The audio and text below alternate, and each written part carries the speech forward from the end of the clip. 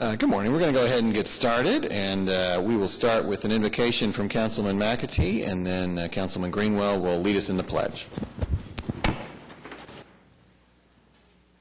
Father, we thank you for this opportunity to come together as members of the team for Oklahoma City.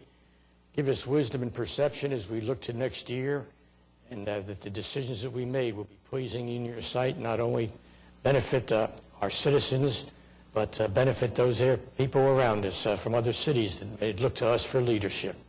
Thank you now. Be with our mayor and continue to bless him, for it's in Jesus' name we pray. Amen. Please join me in the flag salute. I pledge allegiance to the flag of the United States of America and to the republic for which it stands, one nation under God, indivisible, with liberty and justice for all.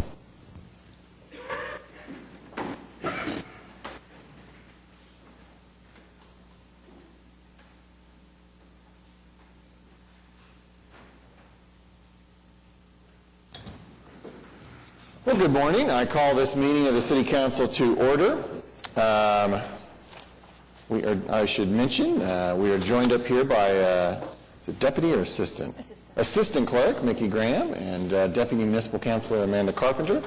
And we are here today to pretty much exclusively talk about the fiscal year 20 proposed budget. There are no items under item 3 from the Office of the Mayor, so we'll go right to item 4, which is presentations and discussion of FY20 proposed budget. In our system of government, this budget conversation begins with a proposal from the city manager, which we physically have in front of us, with an eye towards the fiscal year that begins on July 1st.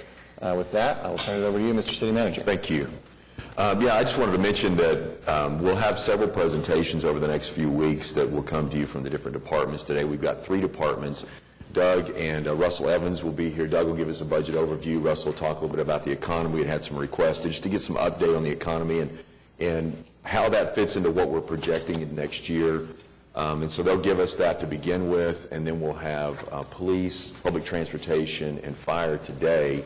I just wanted to say that how much I appreciate, and I will again, all the work of all the city departments. We have, we refer to it as a decentralized budget process, and that's really so that those that are out in the departments that are really experts in their fields and experts in the services that we're provided are the ones that make the proposals to us and help us and guide us in the process. And so I really appreciate all the work, not just the department directors, but all the staff that works on this, that brings this together for us and sets us forward with our financial plan for the next year. And so to start off, we'll have Doug Dowler get us going here, and then we'll hear from Russell Evans.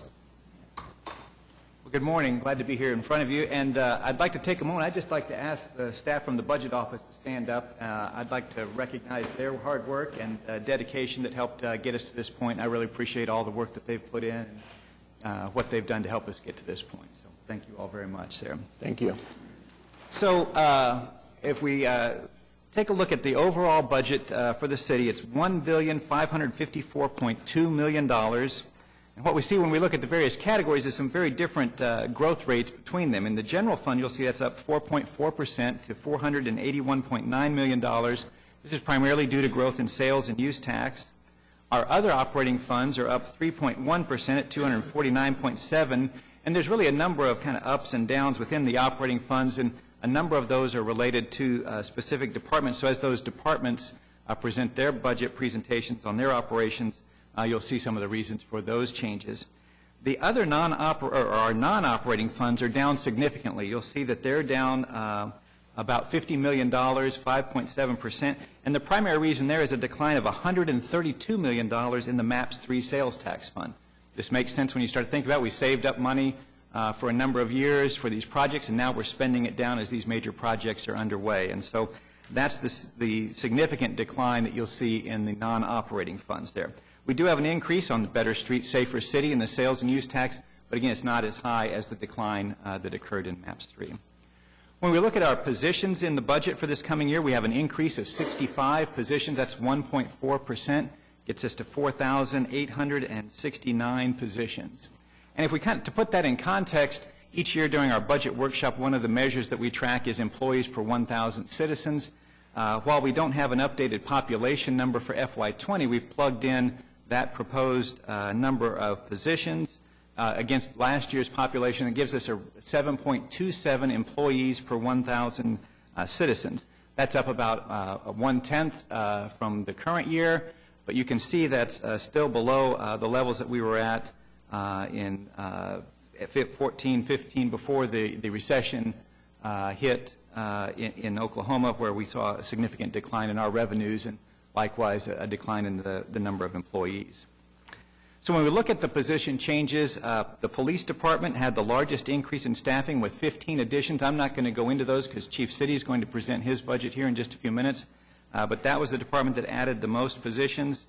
Parks and Rec was second with 13 positions for the I-240 softball complex, some changes in their rec center staffing, and then maintenance on the Oklahoma City Boulevard that they're going to be taking over this coming year. In Public Works, we added 9 positions, 6 for pothole patching, 2 for improved citizen response and communication, and a position in drainage engineering.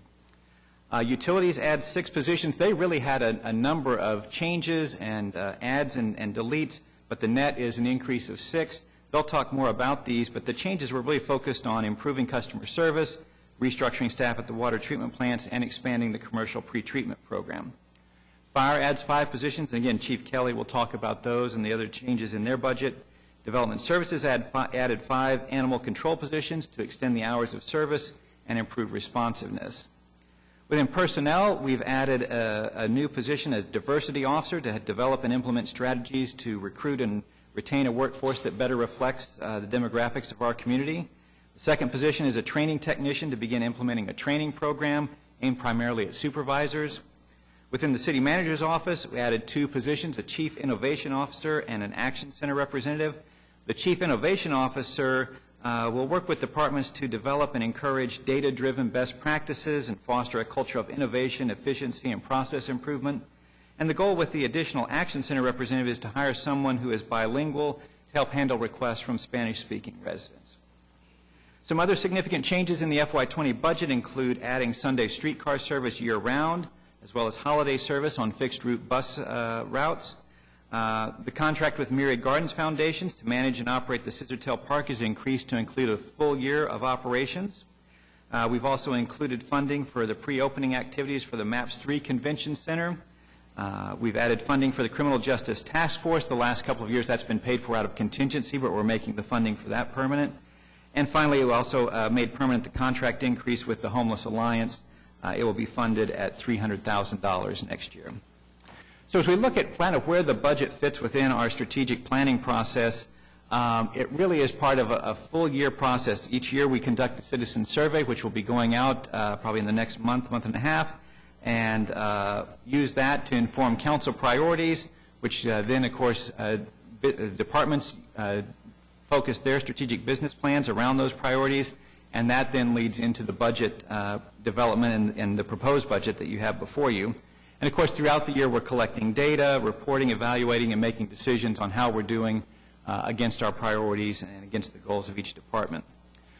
With that in mind, these are the 7 council priorities that were adopted in early 2017, and they really guide the budget process. I'm not going to go through those, but I will remind you, as you go through the budget document, you will see these indicators in areas that do support the council priorities to indicate those areas.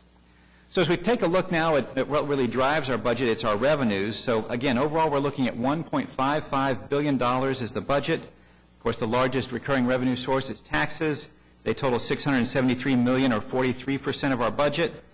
Sales tax is the largest category, and it's over $468 million in total.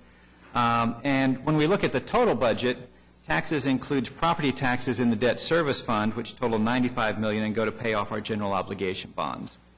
So fees and charges include things like franchise fees, building permits, ambulance membership fees, stormwater drainage fees, and they count for about 15% of the total.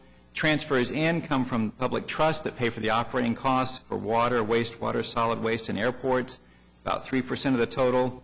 Our other revenue includes things like interest, lease revenues, and other miscellaneous sources, and accounts for 2% of our revenue. Federal grants are about 2% of our budget. And then fund balance represents the second largest revenue source this year at 35%, or $544 million. And of course, MAPS 3 represents the biggest piece of that, it's $305 million. And because it's so large, we kind of broke that out to show you can see that separately. That's 20% of our total budget is the budget for MAPS 3 for next year. When we kind of focus in a little bit more on the operating revenue, it's $731.6 million. Again, taxes, the largest category at 61% or $417 million, with sales tax again being the largest source in that category. Fees and charges account for about 30% of the operating budget. Transfers again from the trust to pay for water, airports, solid waste, about 30%. And then transfers, and then other revenue is a very, very small 1%, and then fund balance accounts for the remaining 3%. As we look specifically at the general fund, our largest fund, you'll see the distribution is somewhat similar. Taxes make up about 70%, sales tax being the biggest piece of that, 54%, $262 million. Use tax being the second largest area of taxes at about 13% of the other in that other taxes category, $63.5 million. Franchise fees are 9% of our total. They come from utility companies that pay us for the use of our rights-of-way. Fines total $18.8 million, represent 4% of the general fund. Fees and charges such as building permits, admin charges, wage adjustment from police and fire sales tax funds make up 15% of the total. And then other, including transfers, interest, and some other miscellaneous revenues make up about 2% of the total. So we'll turn now quickly to the expenditures, and using the categories that are outlined in the Municipal Budget Act, you can see that, again, overall in our total budget, personal services is the largest category at 34%, followed by other services, which includes contracts, utilities, chargebacks at 26%. Capital outlay is the third largest category at 25%, and again, we've kind of separated out MAPS 3, again, just to show its significant size there. When we kind of, again, focus in a little bit more on our operating expenses, personnel becomes a bigger piece of this, 70.6%, and much of the capital gets excluded because most of that's in our non-operating funds. So, again, a very small piece of capital there. On the general fund, again, personal services, the largest at 72%, other services at 21%, includes utilities, contracts for service. Our payments to COTPA and chargebacks for internal service funds like IT, fleet, risk management, and print shop are part of other services. And supplies, capital, and transfers are fairly small at about 7%. And I would like to point out there that we do make a contribution for capital out of the general fund for about $6 million of capital, but it doesn't show up in this chart as capital because we transfer that to the Capital Improvement Projects Fund. So it shows up as a transfer when we're categorizing it based on these categories of the Municipal Budget Act. As we look at the general fund based on the area of service, you can see public safety makes up the majority at 64%. That's police, fire, and courts. General government comes in at 8%. That's really because all of general government functions are within the general fund. We don't have any dedicated funds that go towards general government. Public services, the second largest category at 18%. That includes public works, development services, and planning. And finally, culture and recreation. The general fund is made up of the Parks, Recreation Department, and the cost for operating the Cox Convention Center and the Chesapeake Energy Arena. That totals about 10% there. So when we develop the budget book, of course, we're following Oklahoma state law, the Municipal Budget Act, but we also use the Government Finance Officers Association best practices. They put together a program that's the Distinguished Budget Presentation Award for communities that follow best practices, and they review books and make sure that we're following that. And again, this year we received their Distinguished Budget Presentation Award, and only 3 other municipalities in Oklahoma received that award. And this was our 31st year to receive the Distinguished Budget Presentation Award from GFOA. So just briefly, just want to kind of take a little quick minute to kind of walk through what's in this, because it's a big volume. There's lots here. The introduction section provides a lot of good information on the city and our budget process. Our financial summary section provides an overview of all the funds, a good picture of our revenues and expenses, and also kind of what we're using to project our revenues and expenses, if you're interested in looking at more detail there. Our departmental budgets section provides information on funding and positions in each department. And our second volume, that's this smaller one, this performance data, gives you performance data on every department as well as the issues that they're facing and the strategies and results that they're using to try to address those issues. The next section, Section D, is the fund summary section, where we outline each separate fund within the budget, within the city. And this is the format that's required by state law. This is what will be adopted, is this one section here, the fund summary section. So when you all vote in June to adopt the budget, this is basically the piece that you will be voting on. But we feel like that doesn't give you enough information about what's really going on within departments, and that's why we include these other sections, just to give you some deeper understanding and information about what's going on in the departments. Section E is our capital budget, and gives an overview of the capital projects that are coming up in the current year. And then finally, our appendix gives some nice reference materials and things like our financial policies and our table of compliance that shows how we're doing against our financial policies in each of our funds, and as well as a glossary that helps with terms and things that may be unfamiliar to you. So today we've got presentations from Public Transportation and Parking, Fire and Police. Next week there will actually be the introduction of the budget that will authorize advertising of the budget and set the public hearings. And then we'll have presentations again on May 14th and 28th from other departments. June 4th will be the final public hearing and budget adoption. And of course the budget will take effect on July 1st. And so with that, I'd be happy to answer any questions in terms of an overview of the budget. Well, thank you, Doug. Yeah, I do have a few things I'd like to at least draw attention to, and then we can go around the horseshoe. You dropped a lot of important stuff on us there, so I think we might take a moment before we get to Russell. I'll start with, the big picture. I think it's worth pointing out, if you go to, in our book, the tab B, financial summaries, that very first page, B1, well, I would draw everyone's attention to the fact that in FY18, our total expenditures were just under $900 million. And then you would be somewhat confused when you see that the very next year we adopt a budget that is $600 million more than what we spent in FY18. Well, we authorize, this is essentially an authorization. That's but correct. The reality is we keep carrying over things like our MAPS 3 fund balance and our Better Streets fund balance, and we don't always spend them. Obviously, eventually we are going to, and this may be a big year for that. But I think it's worth noting, because I go around just like everybody else and I say, hey, the city's budget is $1.5 billion, because that's what it is. Right.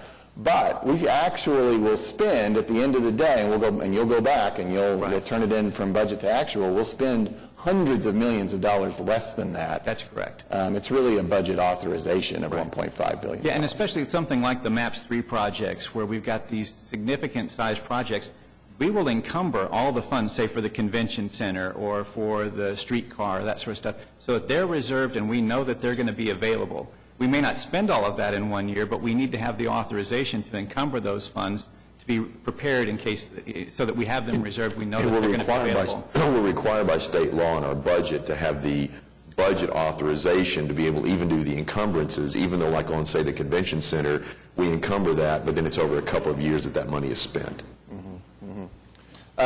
Also, while I'm still in the big picture, let me mention your process that you laid out. I want to make sure everyone understands, especially our new members, that we don't have every department come and make a presentation. But of course, by request, we could also you could meet with them individually. It's just they kind of pick the ones that are the biggest and that people have shown the most interest in the past. I would also say you laid out a calendar, and we have wiggle room there. I mean, this process here, in contrast to my experience at the state, has been so well managed through the years that it has fallen into a bit of a routine, and it works really well, and we don't end up delaying the vote to the next meeting or whatever. But we have that opportunity, and despite it being presented, the way it is as sort of fait accompli, I want everybody to understand here, this is our budget ultimately, and we have the authority to modify it in any way we want. And it's really well done, so we often don't make dramatic amendments to it. But I think it's worth reminding everybody on the elected official level that this isn't our city's budget until we adopt it. If I could also draw attention to, you talked about the The positions you don't mention because they really were already added in past years, the major increase in our police department. So I want people to understand that that's not mentioned here because it was mentioned in past years, but actually those positions are still, and many of them still vacant because we're still having to ramp up with police academies. You're correct. That slide that showed the positions, I should have mentioned FY18 was when we added those positions, and you'll see a significant jump in the number of positions when those fire and police positions were added. Like you say, we're continuing to fund those positions, filling those positions, getting folks into those and providing the service that's expected. Yeah, so if anybody looks at this budget and says, well, I keep hearing the mayor and the council talking about adding police officers, but I'm not seeing it, well, that's because it was already done for budget purposes. Right. I want to also, there was a great slide. It had 3 really exciting developments on it, and you had several slides about personnel additions, but there was one slide that included the diversity position, the chief innovation officer, and a new action center employee. And the city manager and I have been talking about the diversity position since literally the moment when, on behalf of the council, I offered him this job. So I'm thrilled that that's in there, and I think that helps us recruit and also give opportunities and enrichment to people within the organization so that we continue to have diversity at all levels, all the way up to the senior level. And we also join a conversation. I mean, this is something that large corporations and entities did many years ago, and there's best practices and other things that we need to have somebody waking up every morning thinking about that and being a part of that conversation. So that's exciting. Also, the chief innovation officer. So there's another sort of municipal level conversation that happens every day in this country about new things, and of course it's our job, all of us, to be in tune with that, but at the same time we do get a little busy with just running things the way they have been run, and we need somebody also, I think, who's waking up every morning looking at those new innovations, those smart city, all those buzzwords, and making sure that picking and choosing what works for Oklahoma City and bringing them to the city manager and the departments and making sure that we're at the cutting edge, just like every other city. Yeah, and I want to make sure, too, that it's not, to add that position isn't to say that that isn't something that's going on within our departments every single day. It's to say that we're going to have someone else to be there to focus on this and to help support our departments, because I do think our departments work very hard at making sure we're trying to stay up with best practices, knowing what's going on to the industry, but now you have someone else that will be focused on that and be a support for our departments. Yeah. And then finally on this slide, the Action Center representative, folks in our Action Center do an amazing job, but they could always use more bodies down there to take those calls and follow up. So I think that's one thing on here that a lot of citizens will see. That's certainly a frontline position. So I just wanted to draw attention to a few of those things and clarify a few things too, if you're not immersed in the Oklahoma City budget process. So with that, before we get to Russell, I don't know if anybody wanted to talk to Doug. Yes, David. Doug, could we go back to your very first slide? Okay. Yeah. Probably that. Yeah, that one. Yeah, there you go. Yeah. So the other operating funds, can you explain that again, comparing that to the general fund? So other operating funds have dedicated sources of revenue, but they support operations. So, for example, our E911 center, there's a tax that comes in on phone bills that supports E911. We can't put that money into the general fund. It has to be used for 911. So that's an example of an operating fund that has a separate source of revenue. Likewise, the trusts that support water, wastewater, solid waste operations, those revenues are dedicated to that purpose, come in from the trust. Airports is another one, stormwater drainage. Those are the significant funds that are other operating funds. Okay. Well, then moving back to the general fund, in my mind, a 4.4% increase is rather substantial. We haven't seen that kind of an increase in our general fund in quite a few years. Right. Yeah, and what I would point to is within our financial summaries, you can see the revenue detail, and you can kind of go through, and I didn't want to get into this level of detail, but you can kind of see in detail what are the revenue sources that we show growing significantly. So, for example, our sales tax we have growing at 2% as our base rate of growth. If you add in the TIF districts for the First National and the Omni Hotel, it grows to about 2.4%, but 2% is our base growth there. Likewise, on use tax, that one's been growing significantly faster because of some of the online changes that are coming, And we have that one growing at 5%. And so that is an area that's growing faster than our other areas. But those are our two dollar-wise biggest areas of growth. We've got some other revenue sources we can kind of go through and look at those line by line. Most of the revenue sources are not growing at 4%. It's that use tax really helps pull things up for us. Right. So if we were to speak in terms of like the national economy, Russell, we don't normally see growths of 4%, to reach And I think the other factor, too, is Doug had mentioned the online sales tax. Yeah. That is a change in remittance methodologies. It's not a reflection of growth in the economy. Correct. No, and that's what I'm leading Yes. towards. There have been some changes over the years, so we shouldn't necessarily continue to expect growths of over 4% in our budget moving forward. Right. This is somewhat of a unique year, but everyone, not just the members of the council and the employees of the city, but everyone in Oklahoma City should recognize this is a significant increase in the overall operating budget of the city at a size that I doubt that you would see very many other cities being able to match. Right. So, thank you. Anybody else for Doug? I wanted to point out I'm excited to see the 5 staff position change in animal control. Yes. Not something real exciting to talk about, but it could have a big impact. Hopefully they're field personnel Yes. to help us take care of some issues out there. So, thanks. Todd, I want you to know when that was first shown to me, I said to the city manager, well, Councilman Stone's really going to like that. All right, very good. Okay? Thank you, Doug. So now we'll have Russell Evans. Councilman Greenwald asked about this, if we couldn't just get an update on where we are and how this, where we are in the economy, what we see coming towards us. A lot of uncertainty within the economy nationally and within the state. And so Russell just helped give us an update here. They haven't done their mid-year update, and so we'll probably have him back again towards the end of the summer when they do their mid-year update on their economic forecast. But he can just give us an update on what they're seeing now and then how that translates into what we project in our budget.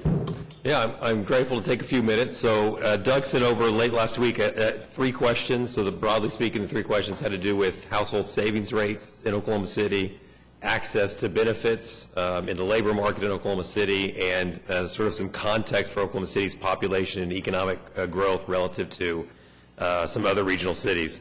And so what we did is we tried to collect some information on this. These are kind of very interesting questions, bigger picture questions, long-run questions, but hopefully shed a little bit of light here on what's going on in the city. Let's see. So the first question that came up had to do with household savings rates. And so the question talked about this kind of this idea of having $400 or less in a savings account to address an emergency. The exact source of this I'm not sure of, but I suspect it's the Federal Reserve's survey on household economics and decision making, I think is what SHED stands for. So the Federal Reserve Board conducts a survey every November and December, and then it releases the results of that every May, and they ask households questions on their personal economics and decision making. And so we would expect an update to this particular survey here in just a few weeks. I think it usually comes out in mid-May. And that question, one of the questions in that survey is could you easily cover an unexpected expense of $400 using cash or cash equivalent? Cash equivalent would be, so cash would be cash on hand. Cash equivalent would be something in my checking or savings account. Cash equivalent would also be, could I pay it off on a credit card and then make my credit card payment the following month? And so the way the Federal Reserve Board frames this question is, could you cover $400 easily?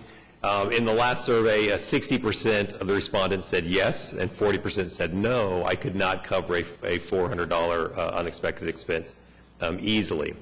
This survey is about 20,000 individuals. It's an online survey, 12,000 individuals in an online survey.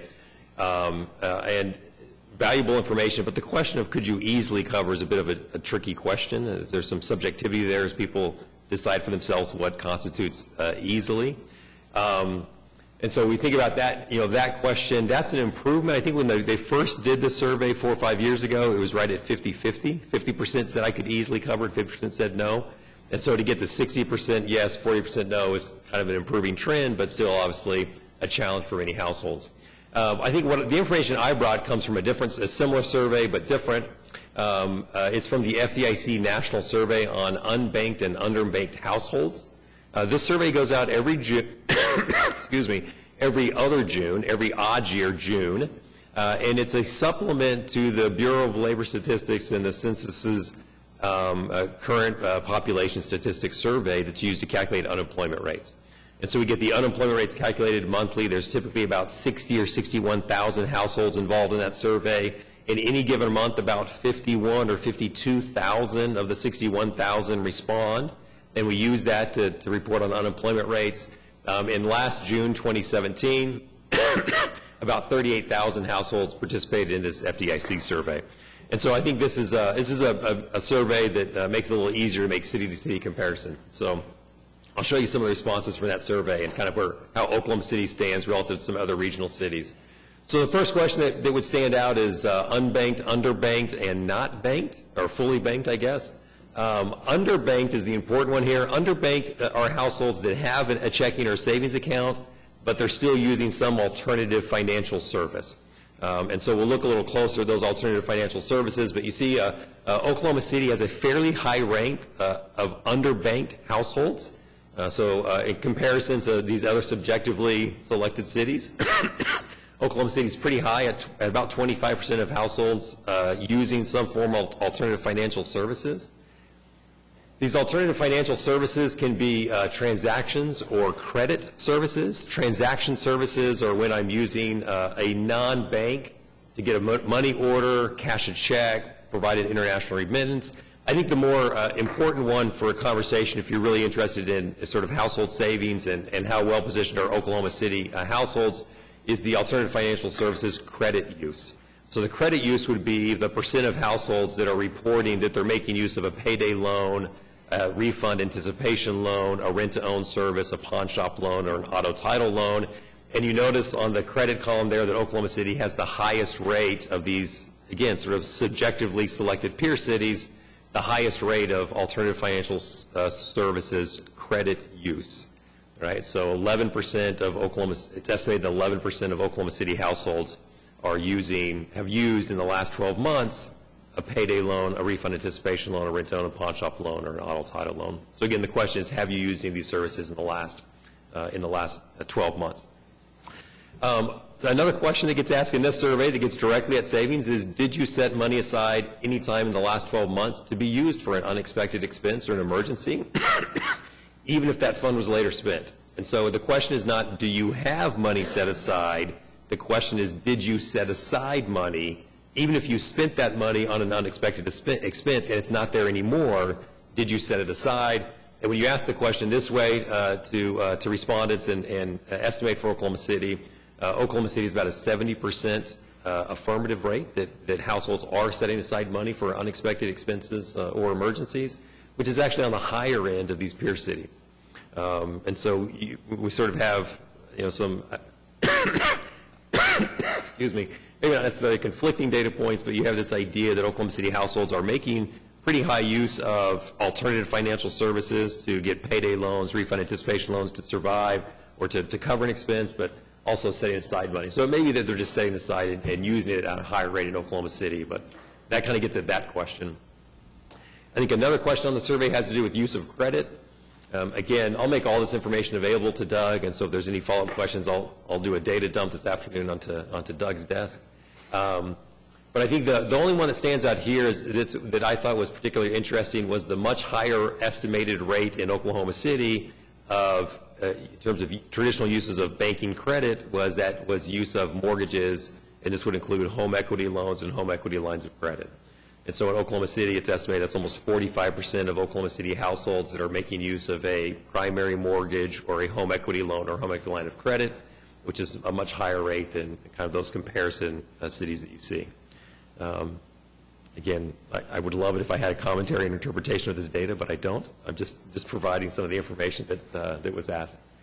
And then this last one here was did you apply for credit or personal loan in the last 12 months? Again, you can see Oklahoma City is fairly high on applications for credit in the last 12 months.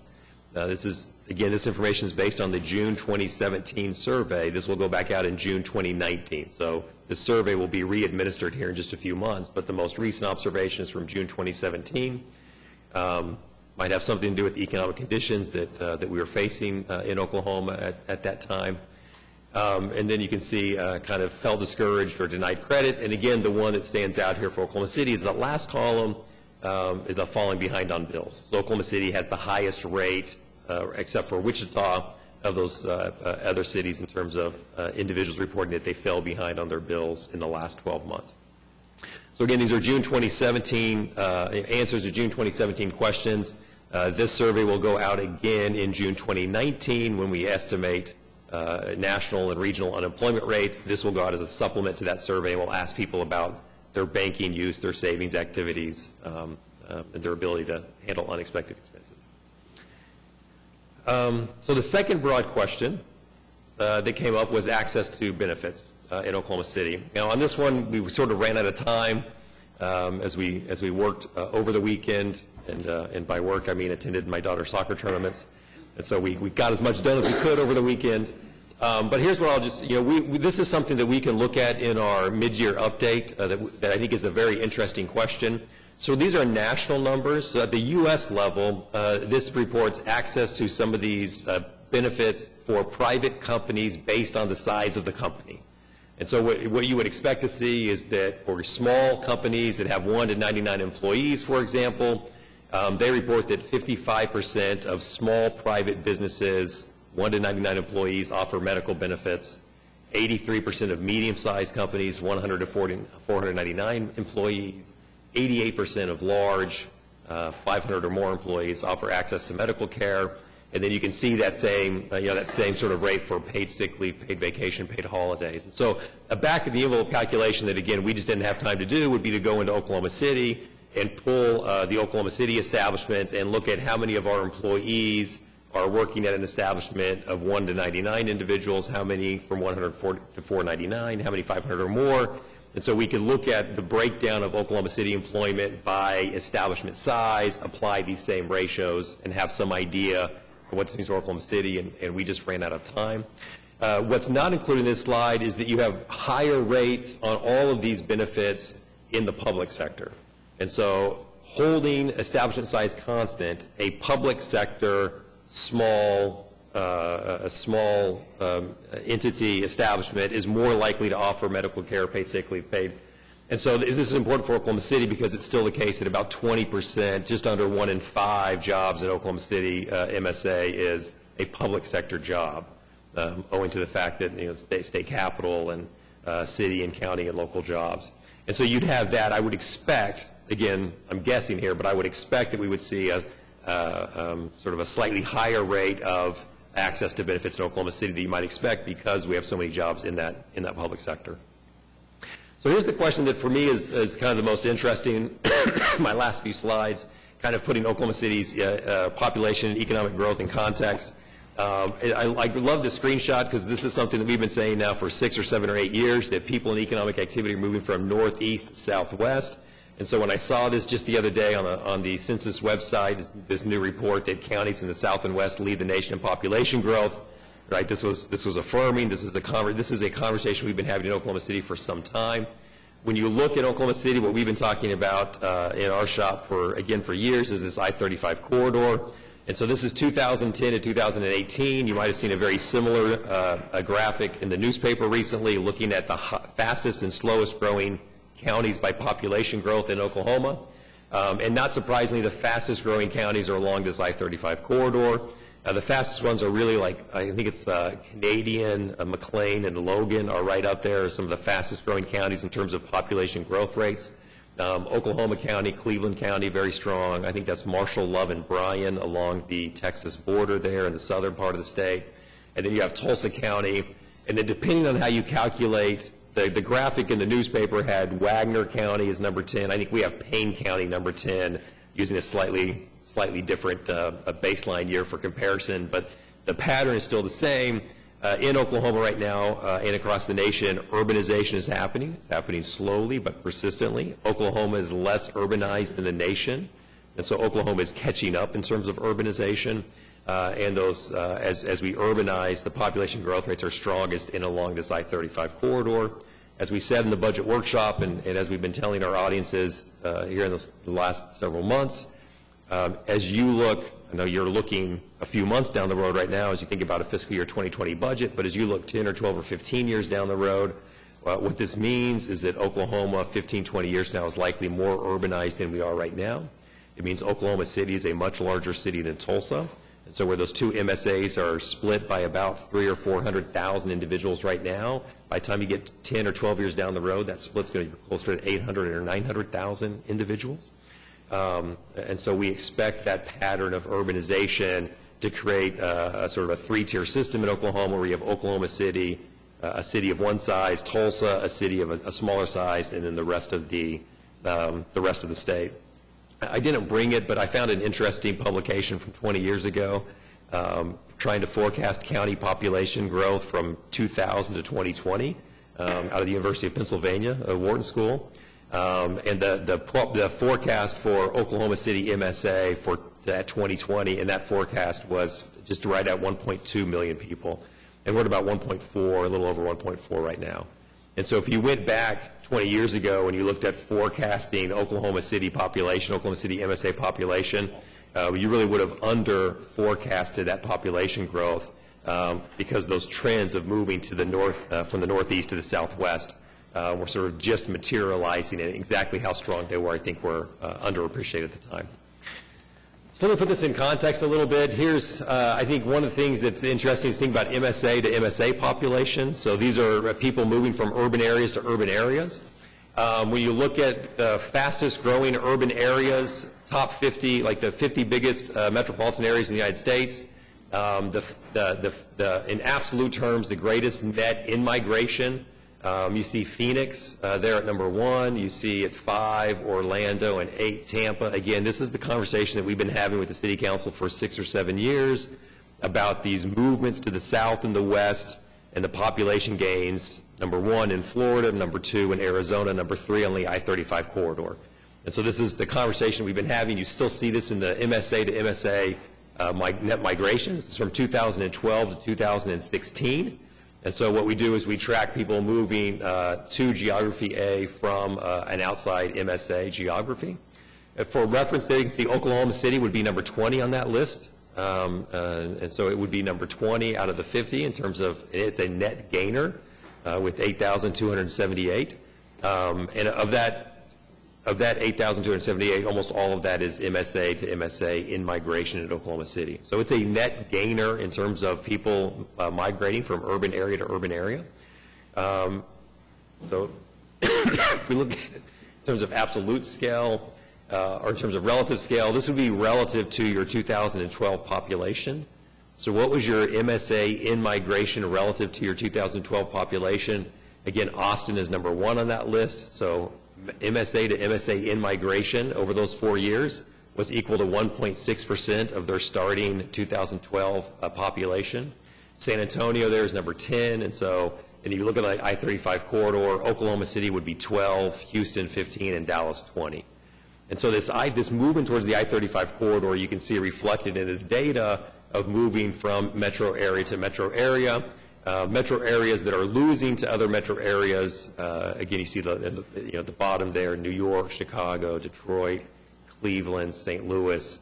Again, this broad conversation of movement, slow but persistent movements from northeast to southwest is still true, and we're seeing that in the data.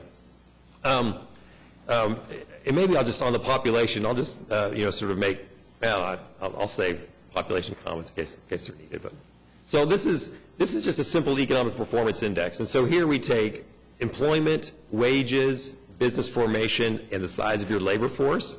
And we take these 4 characteristics of your economy, and we drop them into a single index. We give less weight to more volatile series, more weight to less volatile series.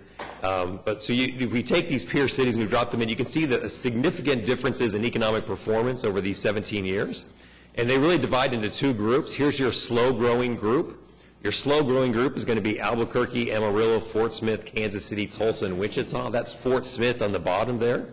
And so if you take away the influence of geography, So you no longer have this south and west geographical influence. You're not on the I-35 corridor. If you take away all of those factors, you take away access to like a strong defining industry like the energy industry. And Fort Smith, if you look at their employment, wages, labor force, number of businesses, they're basically where they were at in 2001. Okay? And so not a lot of change in the last 17 years. And you can see not only there's not a lot of change, but you can see how impacted they were by fluctuating national conditions. So as you go into the recession 2008, 9, and 10, you can see these cities are really responsive to those conditions. The top of this list is Amarillo. Just below Amarillo is Kansas City and Tulsa. And so Kansas City and Tulsa are kind of right there on that top, about 20% higher in terms of their overall economic performance relative to where they were in 2001. Again, last time, employment, wages, number of business establishments, and the size of your labor force. Your fast growth cities are Austin, Dallas, Oklahoma City, and San Antonio, and Oklahoma City is at the bottom of that fast growth list. And so, again, several years ago, we made a comment in a budget workshop that, my colleague has taken to call Oklahoma City the slowest growing city in Texas. Okay, and so this is what we're talking about, right? So when you look at where Oklahoma City, what their economic trajectory looks at compared to other I-35 cities, Oklahoma City looks like the slowest growing member of the fast group rather than the fastest growing member of the slow group. Right, so now Tulsa and Kansas City look like they're the fastest of that slow group. Oklahoma City now looks like it's the slowest of this top group. And you can see it sort of tracking it out. Now, what you can also see is just in the last few years, we're not big enough in absolute terms relative to Austin, Dallas, and San Antonio to absorb something like a collapse in energy prices and energy price weakness. And so if you look closely at those last two observations going back to 2015, you can see Oklahoma City there. It was trending a little above in terms of its growth rates to Dallas. Right? Oklahoma City takes that little turn there in 2016 and 17. The rest of the data series kind of march on up. You can also see that these cities are a little less influenced by national conditions. Geography is a little bit of a barrier, right? It's not, there's still the turns there, right? It doesn't say that you're immune to U.S. recessions. It just says your geography helps you withstand it a little better if you're in Austin or in Oklahoma City or a Dallas or a San Antonio than if you're a Wichita or a Fort Smith or an Albuquerque. And so you can sort of, it kind of puts Oklahoma City in context. I will emphasize again the nature of compound growth. And so the same thing that's true, we say, well, if Oklahoma City grows at 1.3% a year and Tulsa at 0.8% a year, that sounds the same, but it's really not, because the nature of compound growth is Oklahoma City is growing faster off of a larger base, and so the gap is widening. The same is going to be true of Dallas and Oklahoma City. And so it looks like very similar trajectories, but where Dallas is able to sustain slightly higher population growth rates into the metro area than Oklahoma City, that means the gap between Dallas and Oklahoma City is also widening. So again, for what it's worth, as you look 20 years down the road, this is what we would expect to see. We would expect to see widening gaps between some of these MSA areas and widening gaps between MSA areas and rural areas. So let me, it's my last slide. So all of that was to address the three specific questions that came from council, and we'll keep working on that access to benefits question and see if we can provide a better answer going forward. Let me make just a few comments on the very short run outlook. So, if you cut through everything that I said at the budget workshop about the outlook for the economy and your sales tax outlook, it would basically come down to an answer of I don't know. And I can report to you that in the last few months we progressed from I don't know to your guess is as good as mine. And Doug points out that these are very subtle economic differences, right? So it's important that you appreciate the difference between I don't know and your guess is as good as mine. But the data is still very confusing. So it's not quite that bad, but just as a couple of examples, and we think about the two U.S. levers that we always talk about, right? So I say, well, if I knew what was happening in the U.S. economy and I knew what was happening with the oil and gas industry, I could make a pretty good prediction on what's happening in Oklahoma City. So I've got to kind of establish those two levers first. U.S. economic strength and energy strength, of the two, I would bet that sustaining higher than expected oil prices deeper into 2019 is more likely than sustaining stronger than expected U.S. economic growth. So if I was making a prediction right now, I would say the surprising strength we've seen in oil prices is more likely to continue than the surprising strength we've seen in U.S. economic conditions. When you look at the first quarter U.S. growth number of 3.2%, about half of that is an unexpected shrinking, oversized shrinking of the trade deficit, and the other half of that is an unexpected accumulation of inventory. And so when businesses manufacture products that they don't sell, our GDP accounting forces them to purchase their own production.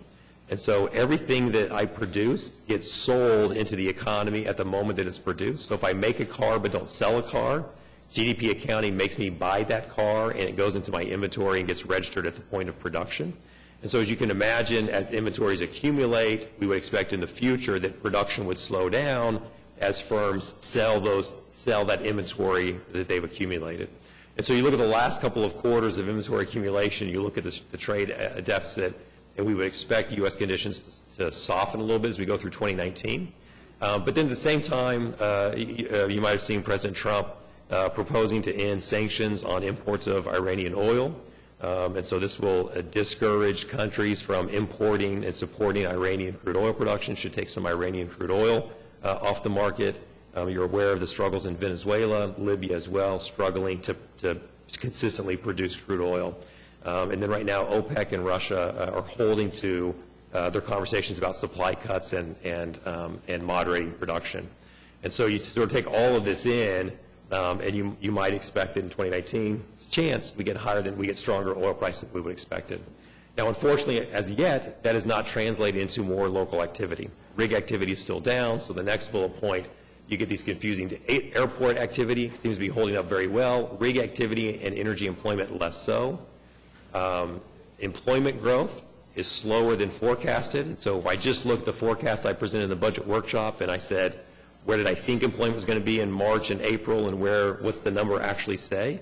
The numbers are below the forecast right now. So the employment, the growth in Oklahoma City, slower than the forecast had predicted. But average weekly earnings are like at all-time highs. And so we think about these correlations. We say, well, your sales tax collections seem to have some correlation to airport activity and rig activity and employment and earnings, and we can sort of use that correlations to make some predictions. But right now, those things aren't even correlated with each other anymore. And so it's really kind of a confusing time. At the budget workshop, we presented a range of 1.3 to 3.1% growth, which again, wide confidence interval is the economist's way of saying I don't know. And so the wide confidence interval, and I'm still fairly concerned or pessimistic. So my interpretation of current data would compel me to still stay away from that upper range. I think Doug talked about staying away from that upper range and trying to establish a baseline growth of 2% for this budget, which I think is prudent. I think I would stay away from that upper range as well. And I do expect as we get into later this summer to early fall, we will see economic conditions moderate just a little bit. And so what we'll be watching for is, do those moderating conditions, what impact do they have on your sales tax, use tax performance, versus if oil prices can stay high or move unexpectedly higher, do we get some resurgence in drilling activity and production activity in the second half of the year that counters that a little bit. And so we're kind of watching that. A lot of confusing data right now, but hopefully we have better answers for you by June or July. So I appreciate those questions. I'd be happy to take a couple questions or listen for a minute. You talked about GDP growth of 3.2%, and you attributed that to shrinkage in the trade deficit, which I was really kind of shocked to hear you say that. What do you mean by that? So what we're still seeing is sort of expedited trade activity that's trying to get in before the full weight and effect of trade or tariff barriers or trade restrictions take effect.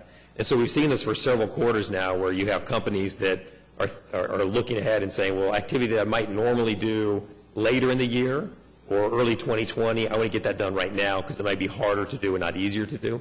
And so you're actually seeing the trade deficit shrink a little bit. But if the trade restrictions wear on, you would see it kind of move in the opposite direction. So it's kind of moving activity around in time more than it is like creating legitimately new activity.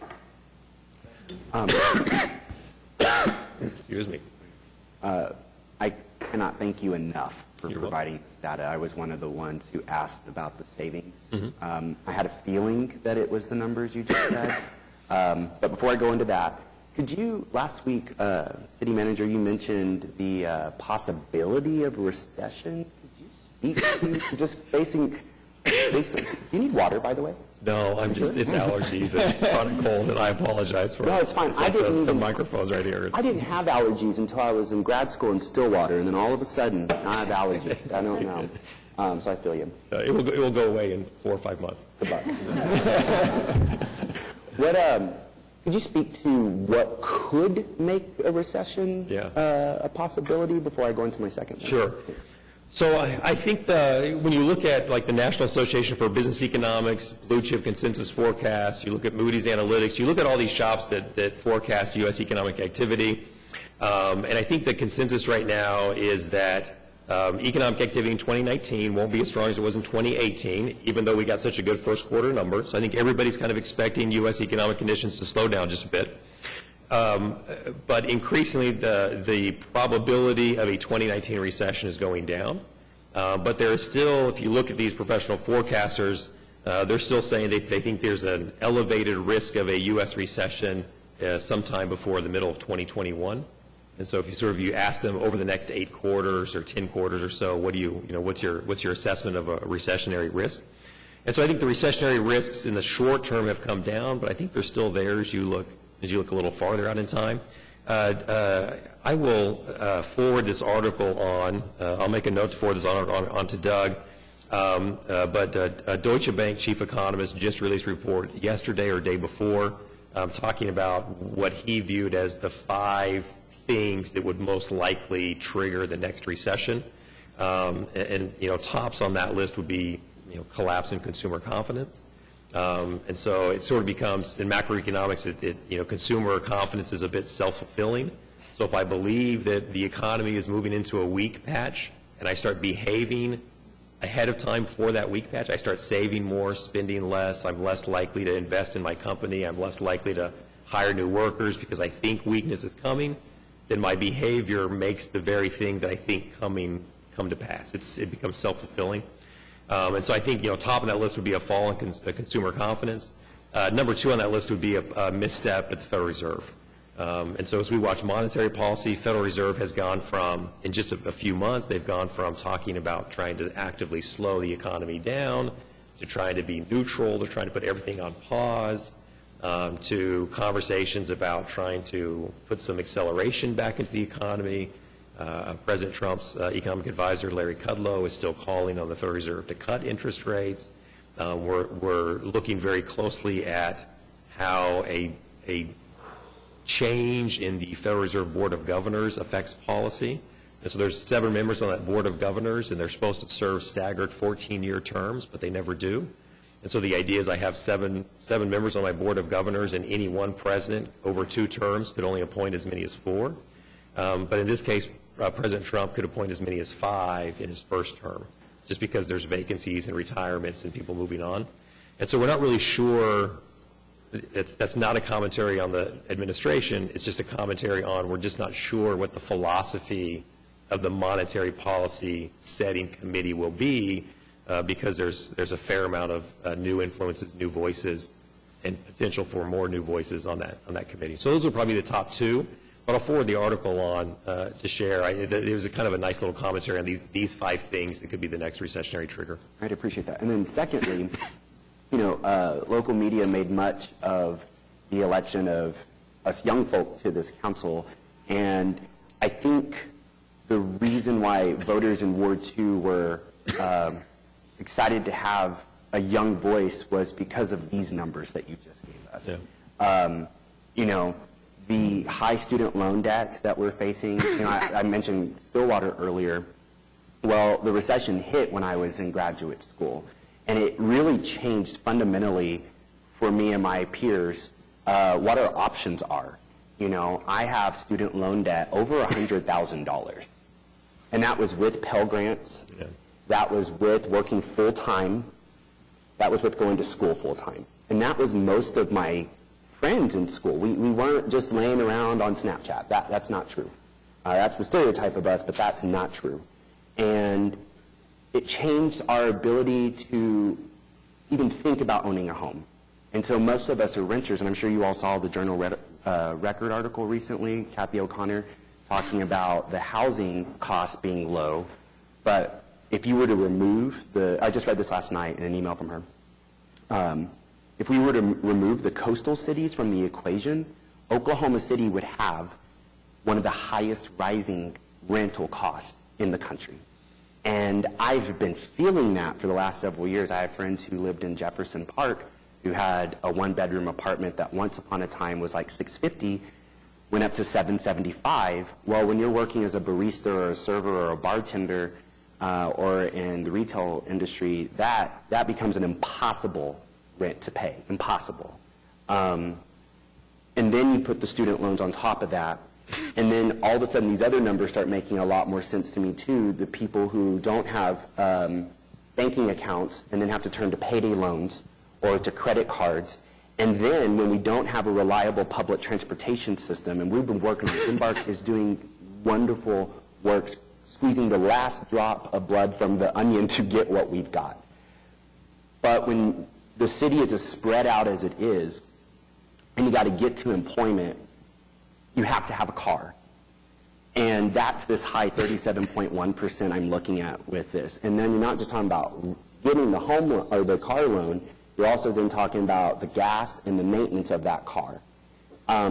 So I think the voters, all that to say, when they put people who were under the age of 40 on this council to join the wisdom and experience that's already here, they wanted us to be thinking about, as you said, that 10, 12 years out and that growth that's coming. So I cannot thank you enough for putting context to what I already felt in my heart to be true and what I had already been experiencing out there. But we have got to be thinking about the rental class in this city and what kind of housing is going to be available for them as we move forward in terms of affordable workforce housing, low-income housing. And we've also got to be thinking about reliable public transportation connecting them to their workforce because this weight that is on my generation, on our shoulders right now, we did everything that people asked us to do.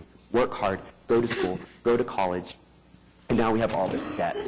And it's an anxiety that I can barely put into words. I'm even having trouble putting into words right now. So I cannot thank you enough for giving me the words to help articulate the experience of the millennial generation right now. And that's what I would like us to think about as we go into this budget and as we go into maps. Thank you. Thank you. Anything else for Russell? Yes, Russell. So you know your slide that showed the growth of the economy in San Antonio? Oh, going the wrong way. This one? San Antonio? Yes. Are there factors such as industries that currently exist in San Antonio, maybe those that support the military industry just because there's so many military bases in San Antonio? Or would you attribute it to the location in terms of its I-35? How significant is that I-35 corridor in your opinion? Yeah, so again, we've been on this conversation I was talking to my colleague Kyle Dean just the other day, and this came out of we were contracted by the city of Fort Worth to look at the economic relations between Fort Worth and Oklahoma City in 2008 or 9. Mm-hmm. And we kind of stumbled on this I-35 corridor as we were doing that research, and it's sort of been part of our conversation since. I think Kyle was probably the first one to really kind of bring this to a local conversation. As we've followed it since then, I think, I'm a pretty big believer in the forces of economic geography. And so the way I always explain it is you have these short-run forces, which are your industry and what's happening in the economy, and you have the long-run forces, which is geography. And if you can marry short-run strength and long-run strength, that's when you get these like terrific economic boom periods, right? So for Oklahoma City, if we marry like strong energy sector activity with this I-35 corridor, that's when we get these really strong economic years. Mm-hmm. And when we have these years where the energy industry is not there, we sort of just get the influence of geography. So I'm a believer that geography is important, but there's no doubt in a place like San Antonio that it would be the combination of geography is providing some consistent, long-run, right, tailwinds to help your economy, but then you do have a strong financial services sector, you have a strong military sector, military support sector, and so you have some industry sectors there that are stable, that don't fluctuate as significantly with economic conditions as other industries do. They're not commodity-driven the way an energy or an ag industry is, and so I would think it would have to be a combination of those two, both of those influences. But, on the other hand, Kansas City is also along the I-35 corridor. Is it a matter the further north That's the exactly. further away you get from the south and southwest area? That's exactly right. Well, okay, final question then on this particular issue. Is there a distinction between being in the state of Texas and being in the state of Oklahoma in terms of economic growth? Yeah, so we have this question just came up again in our internal conversations around our faculty and our shop just in the last few months, thinking about now, could you really tease out, so we have tried to tease this out in the past, trying to look at border counties in Oklahoma. There's some research out of Oklahoma State University, an economist named Dan Rickman looked at this 4 or 5 years ago, trying to tease out the influence of your, like, the state to which you belong, right? Yes. How important is Yes. that? To really try to get at the question then of, if the state in which you belong is important, is that because of fiscal considerations, is that because of your tax differences or your policies or your, and so I don't know that I have a great answer for that. I do know that if you were, where we wouldn't joke and say Oklahoma City is the slowest growing city in Texas, Texas wouldn't acknowledge the I-35 corridor at all, right? So I still say Texas would just talk about the Texas Triangle. They would just say, well, it's just Houston, Austin, San Antonio, and Dallas. Right? We're the Texas, this is the growth. Right. And they wouldn't acknowledge Oklahoma City as belonging to the corridor. Certainly wouldn't acknowledge Wichita or Kansas City as belonging to the same geographic region. I think we're trying to make the argument that Oklahoma City does belong in this distinct geographic region. But the question of how important is your local fiscal policy mix and your state, I don't know. Well, we've not received the same kind of spillover from the Dallas metro area that you might see in Southern California spilling over into Phoenix, Arizona, for example. That's an interesting question. I'll look at that. That's an interesting observation. Okay, final point. Your survey that was taken in the summer of 17. Yes, the FDIC survey. Yes. I suspect you'll have a difference, a higher, more confidence type of results in the summer of 19, given especially if we limit it to the state of Oklahoma, in terms of confidence, the future, things like that. We were still pulling ourselves out of a significant slowdown. Yeah, and I think that survey will be conducted in June. I think it gets released in like November, so there's a few months left. So by the end of this year, but we can look at those numbers. And then I didn't include, but they started conducting that survey in 2013. So this was the third of 3 surveys, and I didn't really look all that closely at how Oklahomans responded in 2013 and 2015. But again, I'll make that data dump to Doug if you're interested. Yeah, thank you. Final question then. Hey, wait, you said that already, David. Well, that was the final point. This is the final question. So, how high we have debt related to mortgages, do we have a higher incidence of home ownership versus other communities? So we have, I don't know that answer relative to other communities. I think you're talking about this idea that 45% of respondents indicated they did have either a mortgage or a home equity loan or a home equity line of credit. So about 45% indicated that they did have one of those credit vehicles. I will say, to Councilman's comments just a second ago, we talked in the budget workshop about Oklahoma City having one of the highest rates of non-owner occupied mortgage rates in the nation. This idea of looking, you talk about rental rates, right? Rental housing developing in Oklahoma City, upward pressure on rental rates. And we do see in the Oklahoma City housing market right now that there's a tremendous amount of activity at the lower end of the housing market. Right. Right? And so if you look at 100 to 175,000 type houses right now, it's multiple offers, it's 1 or 2 day sales. It's incredibly active right now on the lower end of that market. So I don't know how much of this is a reflection of, it's just hard to know how much of this is a reflection of primary mortgages for home ownership, how much of it is taking a home equity loan to try to help me survive this weakness in the oil field that we were experiencing in June 2017, right? It's hard to figure out that balance. Yeah, thank you. 3 quick things. One, and I promise 3, Mayor, and I'll save your voice. One, I would also love to have this data. I took notes, but I would love to, if I could receive this, Sure. just to kind of go through it a bit more. Secondly, when we looked at that triangle there in Texas and the economic diversity in the jobs, do you feel like we're still moving in the right direction? And what fields would you identify where we're, diversifying our economy outside of the energy sector, where we should continue to focus our efforts? And, okay, so that's that question. Sure. And then thirdly, it's more of a statement. Like, for all of my concerns that I have, I would point out that my friends and the people I know, we are so excited about Oklahoma City at the same time. Like, that's the other part. That's one of the reasons why people stay and are still coming here, is we're so excited about this place's possibilities. We just want to make sure that, it stays a place for all of us. So, Yeah.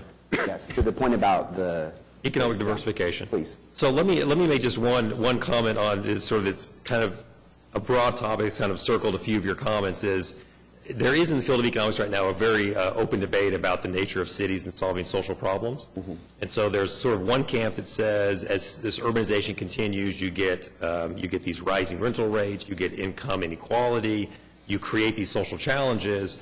And you get another side of this camp, it would be like an Ed Glazer, who's a famous urban economist, that says, well, that's true, but cities are uniquely equipped to solve some of these social challenges. And so if we can create these social challenges in an area where we can take advantage of the infrastructure that cities provide.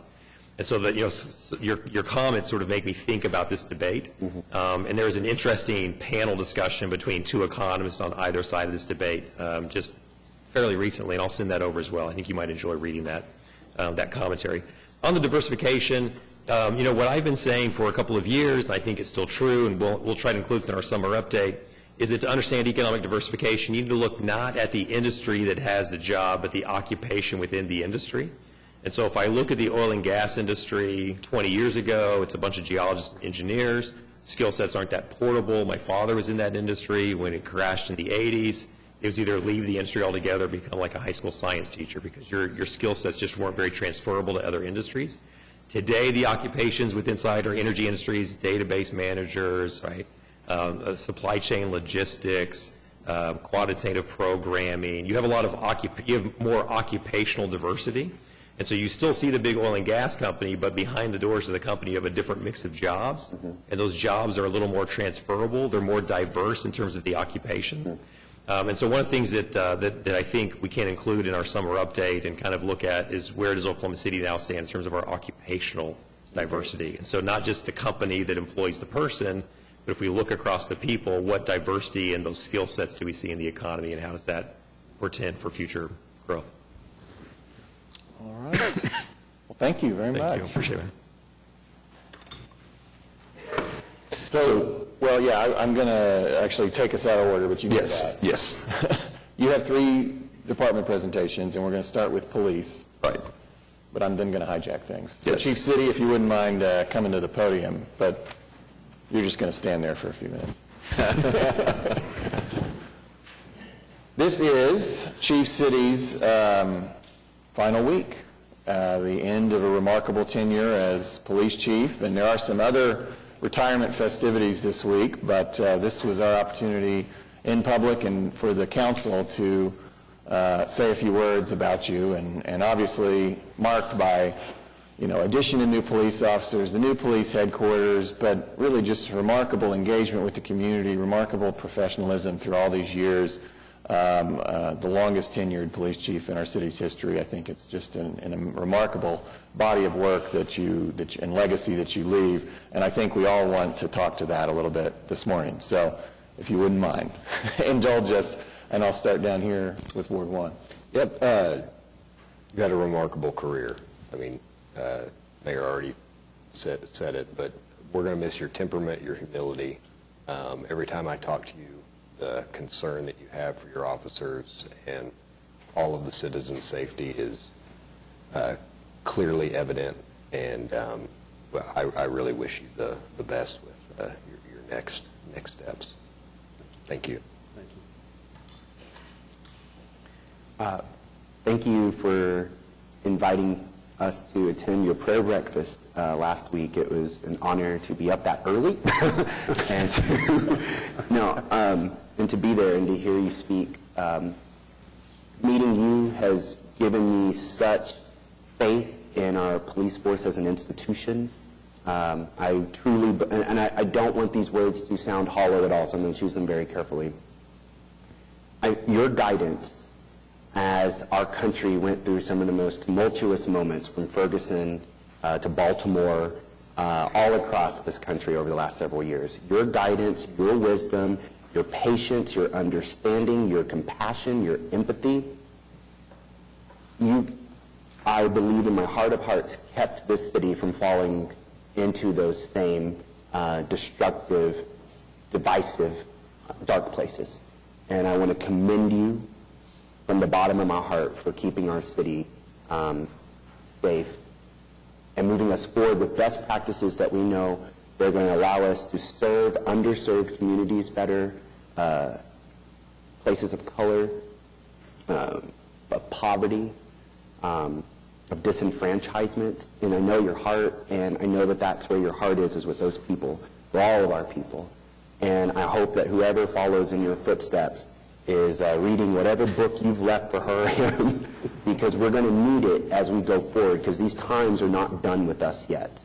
And I don't think anyone wishes to be born into such times, to quote Gandalf from Lord of the Rings, but I would hope that your predecessor is taking notes on what you've done. And on a final note, as a student of history, as I've watched you over the last few years, you remind me of the work that I.G. Purser and Clara Luper did together in keeping those tensions back in the 60s and 70s from going into a much, much worse place. That's what you've done. You are in the history books next to some of our greats in the city, and I will make sure that everyone knows that. So thank you so much. Thank you very much, Council. Well, it's been a privilege to serve alongside you these last few years. I'd like to congratulate you on your career. I'd like to congratulate you on the accomplishments of you and your staff and the officers during these challenging times. I'd like to congratulate also your lovely wife who's sitting back here, who your accomplishments would not be possible without her. But the Christian character that you exploited and shown in every area of your life has been a tremendous beacon of hope for all of us. May God bless you, and may you have a fruitful and productive retirement. Chief, I would like to first thank you for your interactions with me and helping me to better understand some of the trials that you've gone through, along with the rest of the police force and what they go through on a daily basis. I really appreciate you kind of opening my eyes to all that. But even more so, I would like to thank you for your interaction with our citizens. I remember going down to Grant High School one night, and there was a pretty full crowd in there. Not all of them were as excited to see you as I were, I don't think. But, the way you handled that crowd, the way you communicate with people, you treat them with respect and dignity, but at the same time, your communication is very clear. And that's always to be well respected. So appreciate everything. I've enjoyed serving with you, and wish you nothing but the best. Chief, I know that I speak for our entire legal office to say thank you for your honesty, for your leadership. That every time we've worked with you, no matter who the attorney is or what the item is, that we know what to expect. We know that we're going to get great leadership amongst you and all of your staff, and that we're always going to get the truth, because that's the number one thing that we always tell you in any lawsuit, tell the truth, and we always know we're getting that from you. Thank you. Chief, I'm grateful for the opportunity we've had to work together all these years.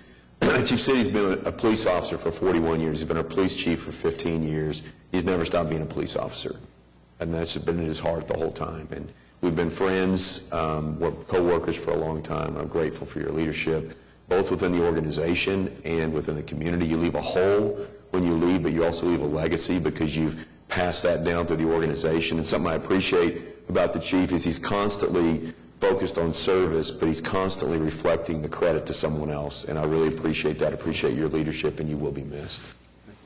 David? Chief, thanks for all the, you've just made it so easy for every member of the council to serve on the city council as a result of all of your leadership and efforts to lead an organization that has close contact with the public, and sometimes it's not always under the best terms, but through your leadership, I think they've just done a tremendous job. And again, it's made our lives so much more enjoyable to be a part of the council, and knowing that you are our chief, and we're going to miss you, and we just hope we can find someone close to your stature. Thank you.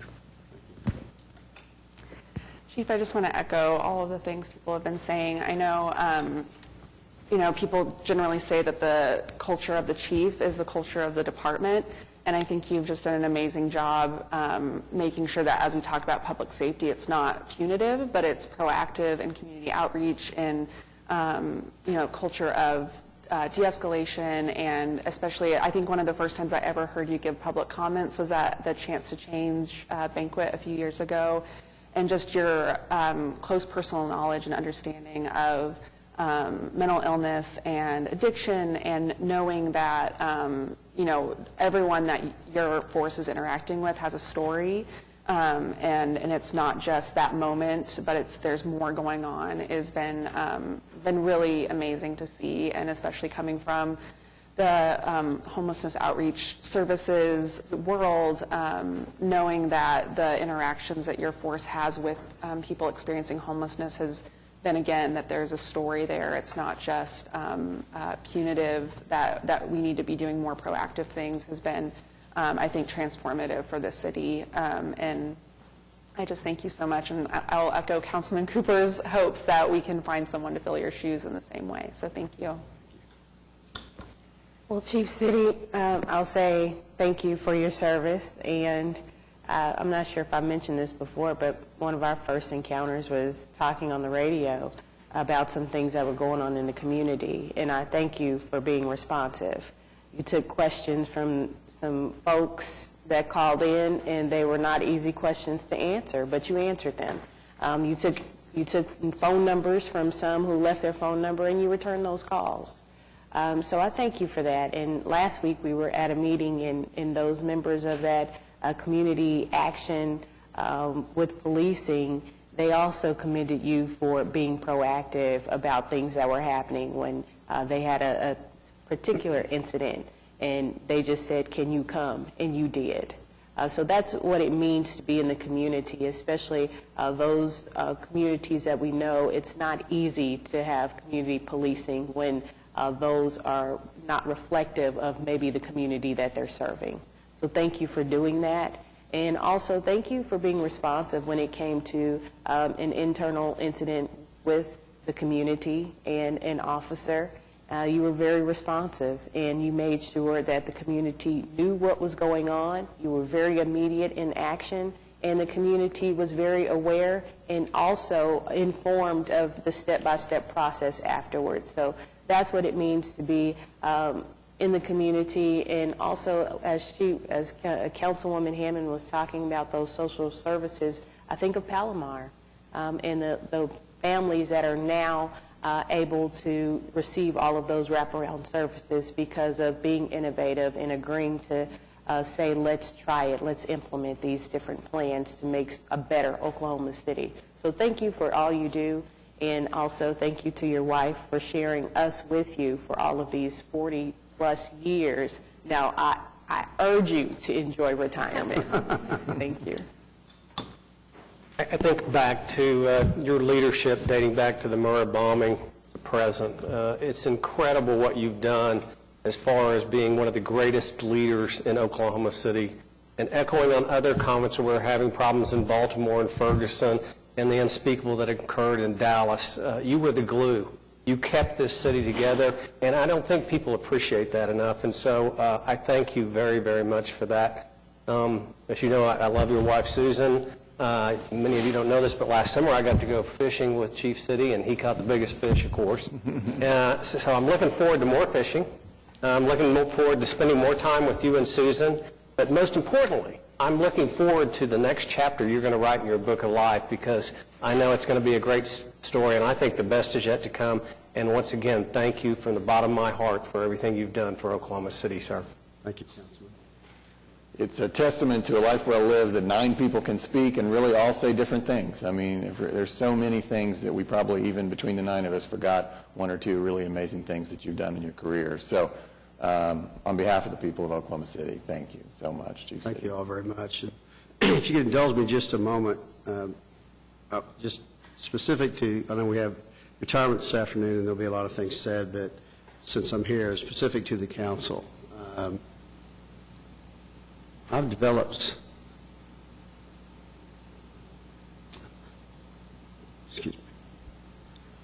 some wonderful relationships with council. I consider a lot of you my friends. You care about this community, you care about the people, and you care about the police officers. And I have to thank you so much for all the times and all the struggles and conflicts, because that's, police department's in the business of that. We're in the conflict business. And for you to have the patience and the trust in me and our police department to help work through those, there's no way I could have been chief for 15 years. Anybody could do it as long if the council and the government was so appropriately functional than this one is. I mean, all the way back to the bombing, all the way back from the very beginning, the leadership of this council and our political leaders. And I think that's when I really learned how important our political leaders are to this community, was when the bombing occurred. And how much the people depend on you as their leaders, and the message that you send, and the confidence you have in the police department, and you've shown that. Because we have gone through some tough times, all those tough times we talked about with Ferguson and everything, and the body-worn cameras. And you know what? We wouldn't have accomplished what we've got today if it hadn't have been for the strength of the council, the trust in the council to work through those issues, because there were so many to work through. And that's happened over the years. And I just want to thank all of you. And I want to thank past council members, because we've had some great council members and mayors that the best in the country. I mean, chiefs have usually fall a lot quicker within 3 to 5 years, and it's usually because of a dysfunctional government is usually what it is. And they're good chiefs, but a lot of it is the politics and we just don't have that here. Everybody works well together. We all get through issues, and you've helped me get through my issues. I could not have done it without the council. So I have a really strong, warm place in my heart for this city, for this council. All of you, I mean, I got excited the other day when we got the new members, and there's a lot of diversity, and there's there's so much to get excited about. So I thank you for allowing me to do this job as long as I have. I think one of the greatest things that came out of this job is I met my wife. And I want to thank council, because she was a city auditor, and they could have said, no, you all cannot see each other. That's a conflict. But you worked with us, and you liked my wife better. So, which is okay. I mean, I got lots of threats. If I messed it up, I was history. I would not have been chief for 15 years if I had messed that up. But bless her heart, she's taught me a lot. I mean, the one thing I had that I didn't have a real good, strong knowledge of was finance, and obviously marrying the auditor helped me a lot with that, and she kept me in doing things the right way. So great staff. I have staff members here. I think Deputy Chief Gorley had to leave, but 3 deputy chiefs, and Mike Streep, our business manager, has been tremendous help. And then the new Phyllis Coffey, who was my assistant for years. Now, my assistant is Sergeant Josh Minner, so remember his name, get his number. If you need stuff from the chief's office, call him. He's going to start taking care of those things. Now, he may be there a little bit more because he doesn't shop as much as Phyllis did at lunchtime. So anyway, you know, it's a great staff, and it's just a great community. So thank you all very much for the kind words. I've never taken any of your trust or any of those things for granted over the years, and for you to say those things are very meaningful to me. So thank you very much. Thank you, Chief, very much. Okay, so. You want to do your presentation now? I guess so. I have to depart. I'm going to turn over the gavel to Vice Mayor McAtee. Okay. So, I do want to first thank Doug and his staff. I mean, always such a great working relationship and working through issues and things, and they do such a great work, and we really appreciate that. Okay, our mission statement remains the same. It's the mission of the police department is to provide public safety services that promote a safe environment and lessen the fear of crime to the Oklahoma City community so that they can experience an enhanced quality of life. So our proposed budget this year is, total budget is $214 million. It's about a 2.73% increase over last year. And so you break, you break that down, and you can see where the majority of our funding comes from: general fund, sales tax.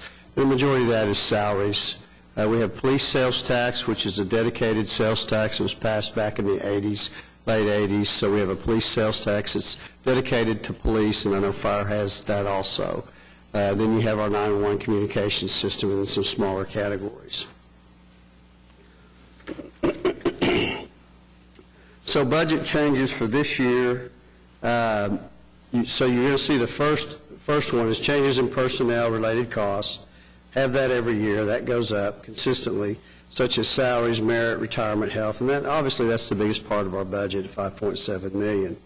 This year we've added 2 system support specialists, ones to support our new record management system. That went online last week, Wednesday, and by the way, it's going very, very well. Quite a few years in the making, but tremendous change in our record management system. And we'll talk a little bit about that later on, because you're going to see some changes in data that you'll be receiving and be getting in a lot quicker in a lot different way. So we've added 2 just to help manage that. We've added 2 police dispatch ones to address increased workload. Our crime information unit is our unit that takes calls on warrants and things like that, and that's increasing, and so we're expanding that unit. We've added a Firearms Examiner to investigations. Really qualified firearms examiners are few and far between. It's very hard to fill those positions. We've had a backlog of our firearms. We get more and more firearms every year, more and more, and we try to examine as many of those as we can, because at many times we can clear crimes just by examining those firearms, actually shooting them and getting ballistics off of them, and we can clear crimes, even though we know the gun's used, and at some point we can figure out who it is. It's evidence. So it's really essential that we do that with the number of firearms we're getting.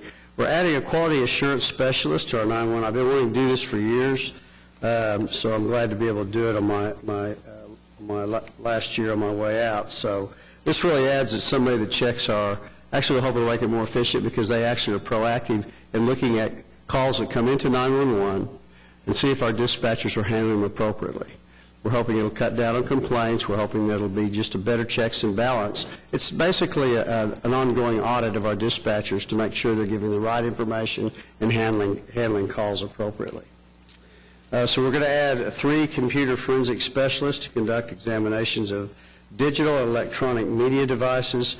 We actually used to have sworn people in that position. They do those investigations, and it's harder to keep them in there with promotions and things like that, so we actually are converting those over to non-sworn positions.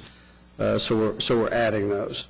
Adds 2 crime scene investigators to conduct initial criminal investigations on non-emergency calls. Those are the CIS positions that we hire. We're hiring people out of college with college degrees. We used to have police officers in those positions. We found that those persons that want to make a career of that are much more efficient. They really provide better reports. They're more excited about doing that work. Officers at some point get tired of doing that type of work. And so we really feel like it's been a great program, so we're adding that. That is also, we're sworn positions, and we're actually converting those to non-sworn. And we're doing that through attrition that we agreed on quite a few years back with the Fraternal Order of Police. So we add 2 police service technicians and 2 police dispatchers to provide coverage at Will Rogers World Airport. They're really wanting to improve the flow of traffic. If you've ever been down on the bottom, flow of traffic when flights come in, they want to add additional personnel to that. The trust is actually funding that. So as you can see, here's our budget And you can see, and I think the city manager had referenced it earlier, you can see between 2018, or maybe Doug did, 2018 to 2019, you can see a really spike in our budget. That's because of the 129 positions that you had added. And again, those positions aren't all filled. Currently, just to give you an idea, we have 1,075 officers right now. We had about 1,044 when you added the 129 positions. And you keep in mind we have to fill positions through attrition if somebody retires. So we're trying to fill those positions and also fill those new positions that you added.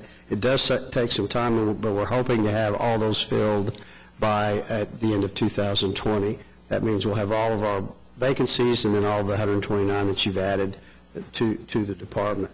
Currently, we have authorized 1,235. Again, we have 1,075 currently.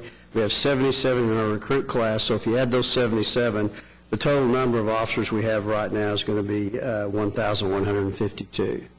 So that puts you about 70-something or 80-something short of what we added. And so again, we have the largest class we've ever had. We have 63 in a class right now. We did a lateral this year. We had 14. We don't think that's going to work out that well, so we probably won't do that again, but at least for right now, we'll have another big class. We're really shooting for 75 in the next class. And we'll probably start doing some overlap. So trying to get those positions filled, and I think recruiting and training are doing a pretty good job of that. So the distribution of personnel, as you can see, you've got a slide up there. The large slide there in E should be operations 62%. This next smaller one is investigations 20%. That's where our two largest categories are investigations and operations. Okay, one of our issues, and our results for our issues, a greater need for police presence and services. Of course, we've had that for quite some time because we have had a need for added personnel, and the goal is by 2020, police presence and services will adequately increase while maintaining the level of core services citywide. And we kind of gauge that we gauge that through the survey that the city does. One of the questions on the survey is feel safe citywide. You can see in 2017 the survey showed 53%. Our benchmark has been 55% since 2005 when the survey started. We used that as a benchmark when we started the surveys back in 2005. Well, we didn't start the surveys then. We started LFR back then. It was 55%. So you can see in 17, 53%. We fell off in 2018 to 50%. And again, our target is 55. And it's going to go up and down some. We'll see what the next survey shows. And hopefully with the added positions and more people on the street, it will help that. Theoretically, that's the hope. Satisfied or very satisfied with the quality of police service is pretty much maintained the same. It was 72% when we set the target years ago, and it's been 71% in 17 and 18.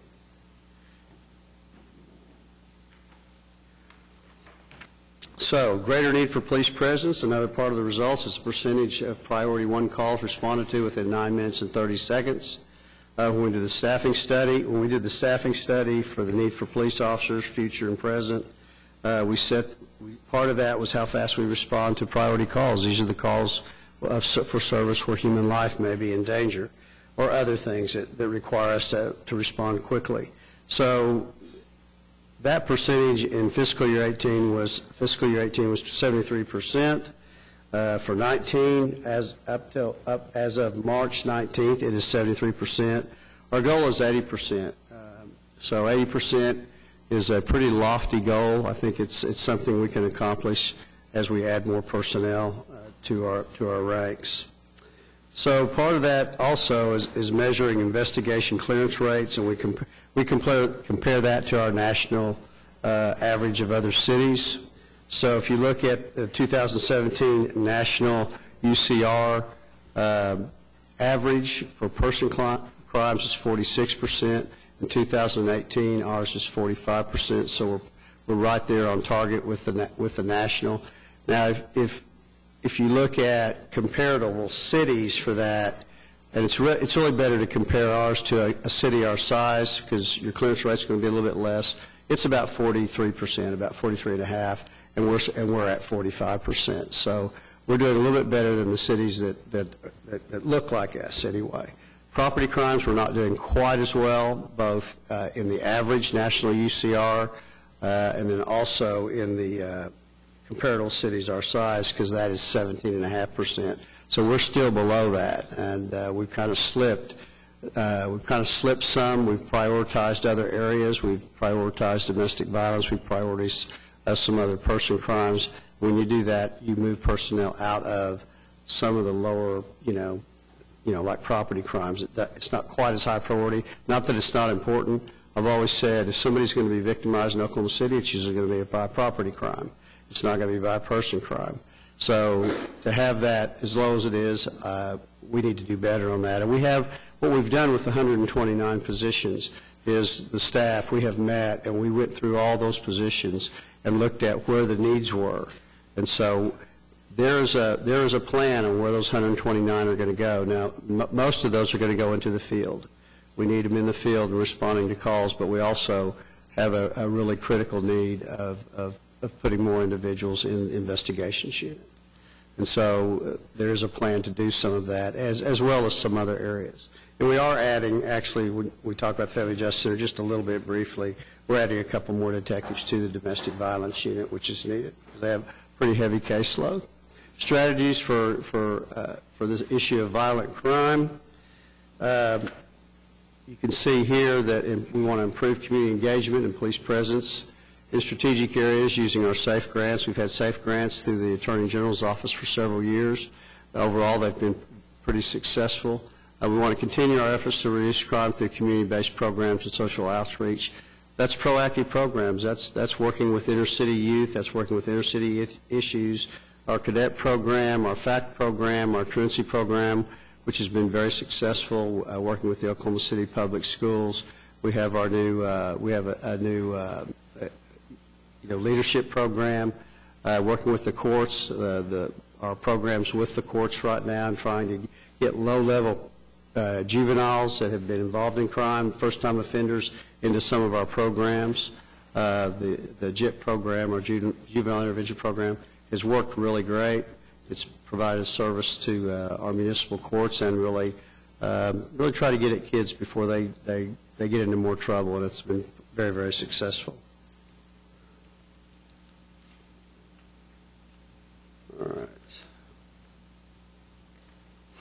All right, our South Oklahoma City, South Oklahoma grant.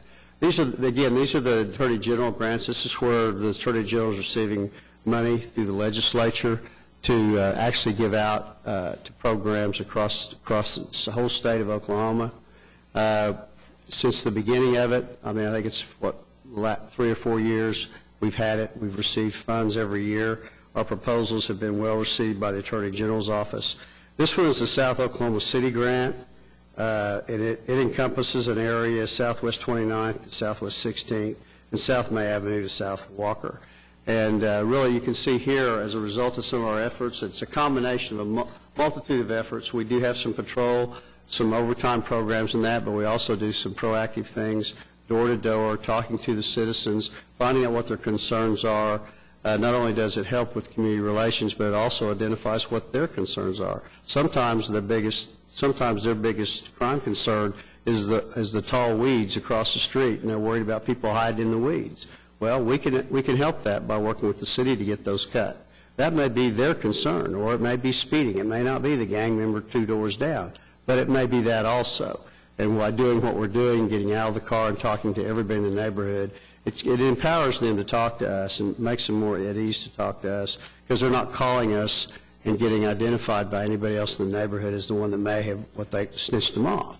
So if we talk to everybody, then they can blame everybody. And so it kind of empowers them, does wonders for us for community relations and for the officers. It reaches out, especially in the minority communities. It helps the officers realize that they really do like us and they really do want our help. And they find that out pretty quickly. So you can see here, violent crime in the target area in Northeast has decreased by 31.6% during the 11th month evaluation period compared to the previous 4 years. And then you can see the categories broken down separately, like homicide was reduced by 38.5%, rape 47%, robbery 15%, other felony assaults and simple assaults anywhere from 16 to 45.5%. So you can see where it really has been a benefit in those areas in reducing some of the crime. And these are they're identified as high violent crime areas. That's what the target is, and that's what the purpose is of these grants. So we think it's been very successful, and hopefully we can continue that. Hopefully those grants will keep coming through the state. We will keep it, we will continue to give our applications to the state in hopes of getting that. We won't stop doing that as long as they're giving out the money. We evaluate our program through UCO. UCO, School of Criminal Justice Center there, we contract with them because we have an independent evaluation. This isn't us evaluating our own program. This is UCO evaluating us as an independent, and they provide us with a report on how we're doing. So any report we do on this isn't self-serving. It's done independently.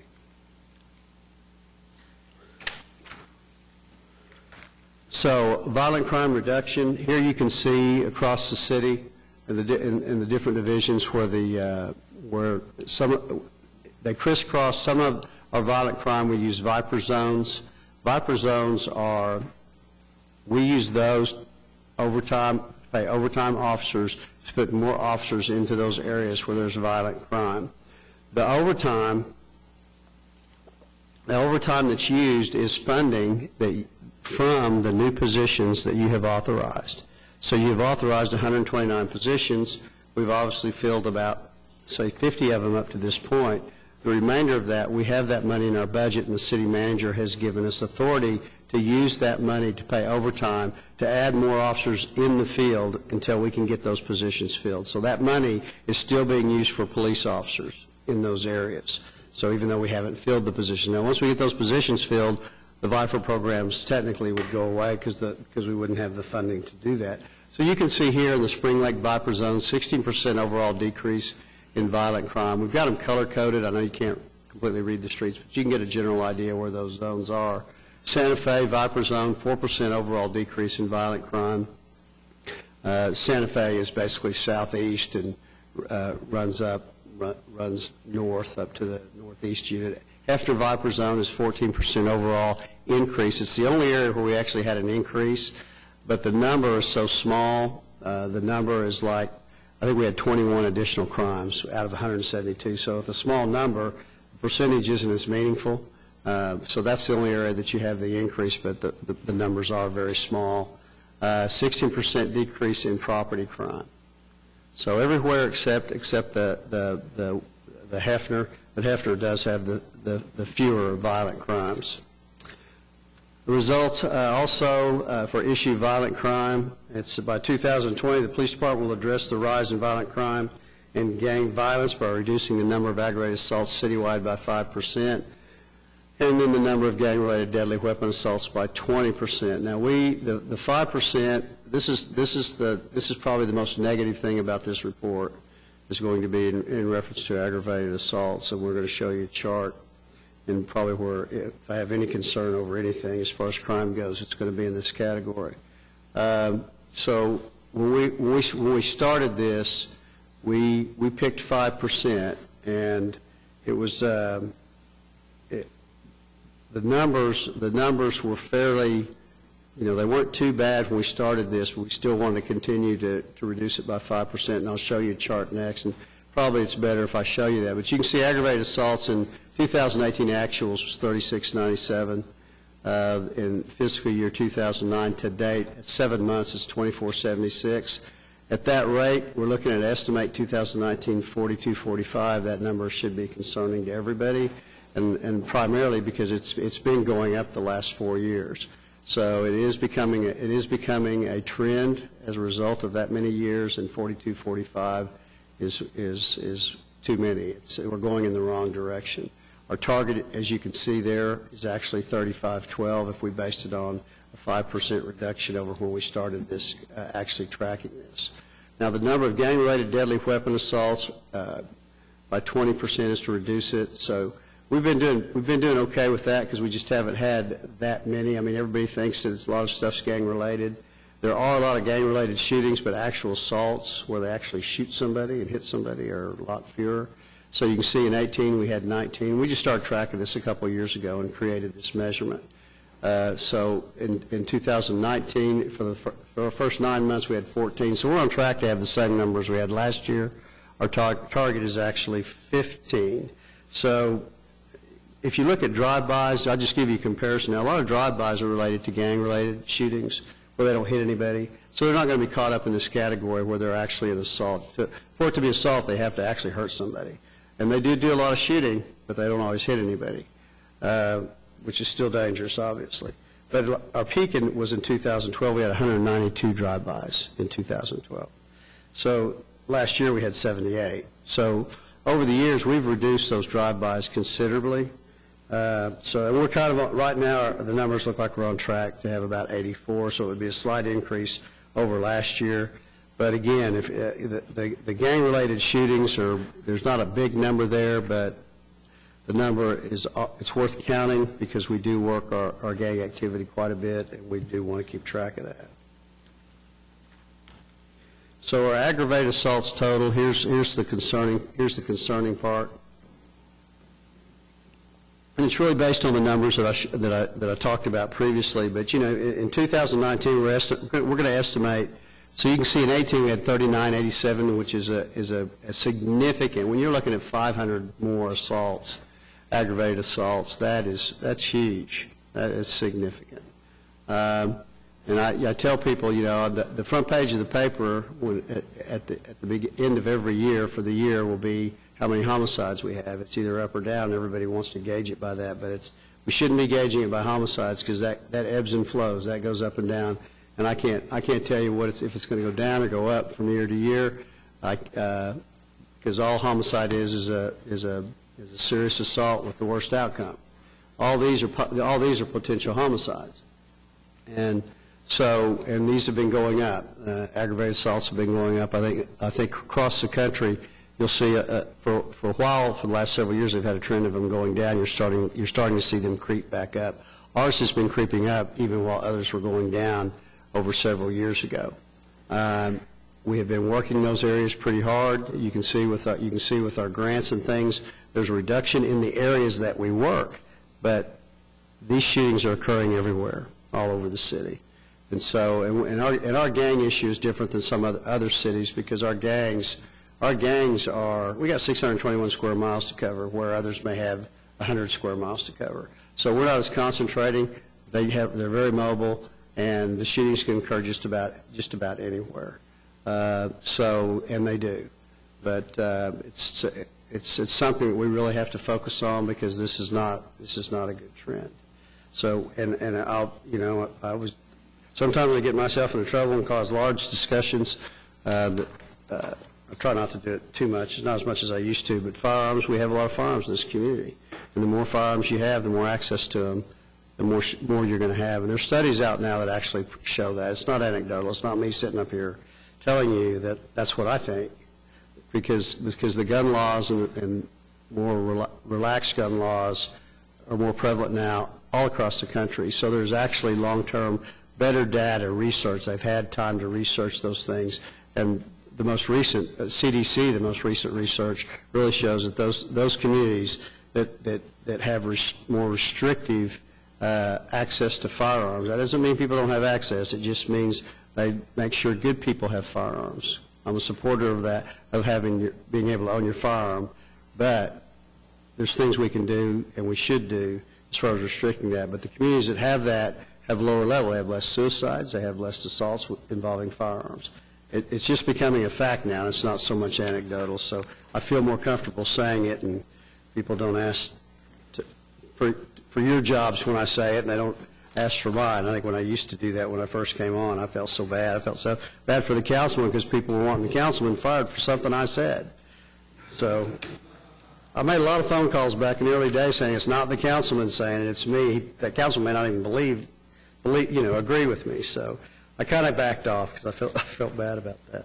All right, let's look at the jail population. Now, you've seen this. This is great stuff. This is just a great trend because what you're seeing is both police and courts working together. This is judicial reform. This is about reducing the number of people in our jails, and it's just been a tremendous success. Police department, we can take credit for some of it, but you have to give just as much credit to the courts. They've worked very, very hard in putting things like, they have at least 8 energy hearings per week where they didn't, I don't know how many they had, but they had maybe 1 or if any at times. They've done a great job because we're putting less people in that can't afford to pay because they'll never be able to afford to pay, and they're not serious criminals. So, we've eliminated arrests for failure to pay warrants. So if they just fail to pay their warrant, we don't make arrests. We may issue them another ticket, but we don't take them and book them into jail and have them there for 4 or 5 days for no reason because they're going to get out. We're going to pick them up again. They're going to come back in. They're still going to not pay. So, there's a lot of people like that can't afford to. They're doing a better job of courts at payouts and really cutting down the actual fine for people that can't pay. So they can pay a percentage of what they probably can't afford. We increase usage of our PIA, which we've been doing that for several years. But we've identified a lot of things that we don't put people in jail for. I mean, we've had them for several years. Last year, the council agreed to allow us to reduce the penalties for just simple possession of marijuana, which I think, it's what we should be doing. We shouldn't be booking people in for just minor possession. So that was put in last year, that and paraphernalia, which also helps. So you can see the number of people incarcerated for municipal charges since this fiscal year 15 is 49%. That's half. That's huge. And then the percentage of average hours incarcerated for municipal charges per person is down 33%.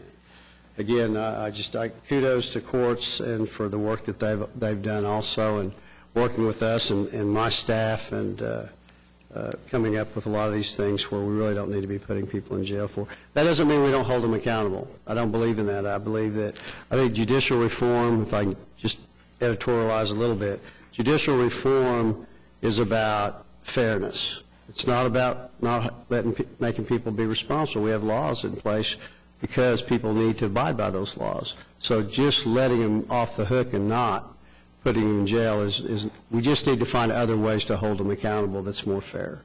And I'm a firm believer in that. So a couple of new things. Active shooter rescue teams. Do we have the video?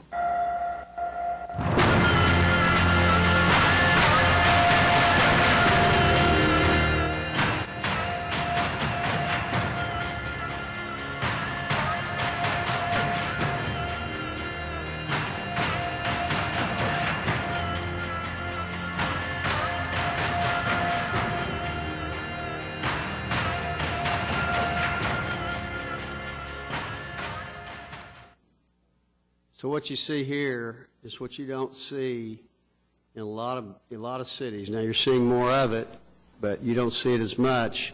You see a bunch of cops taking care of a bunch of firefighters, and firefighters are there to go in and render aid to victims in mass shootings. So if we have a mass shooting, you've had some. If Richard can correct me, right? Because we have such a great working relationship with the fire department here, and we train together. This isn't the only thing we train on, but a lot of firefighters in other communities in major cities will not do this.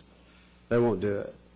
And, I think they're starting to come around some, but, we got firefighters that have trained with us off and on for different things on the tactical unit.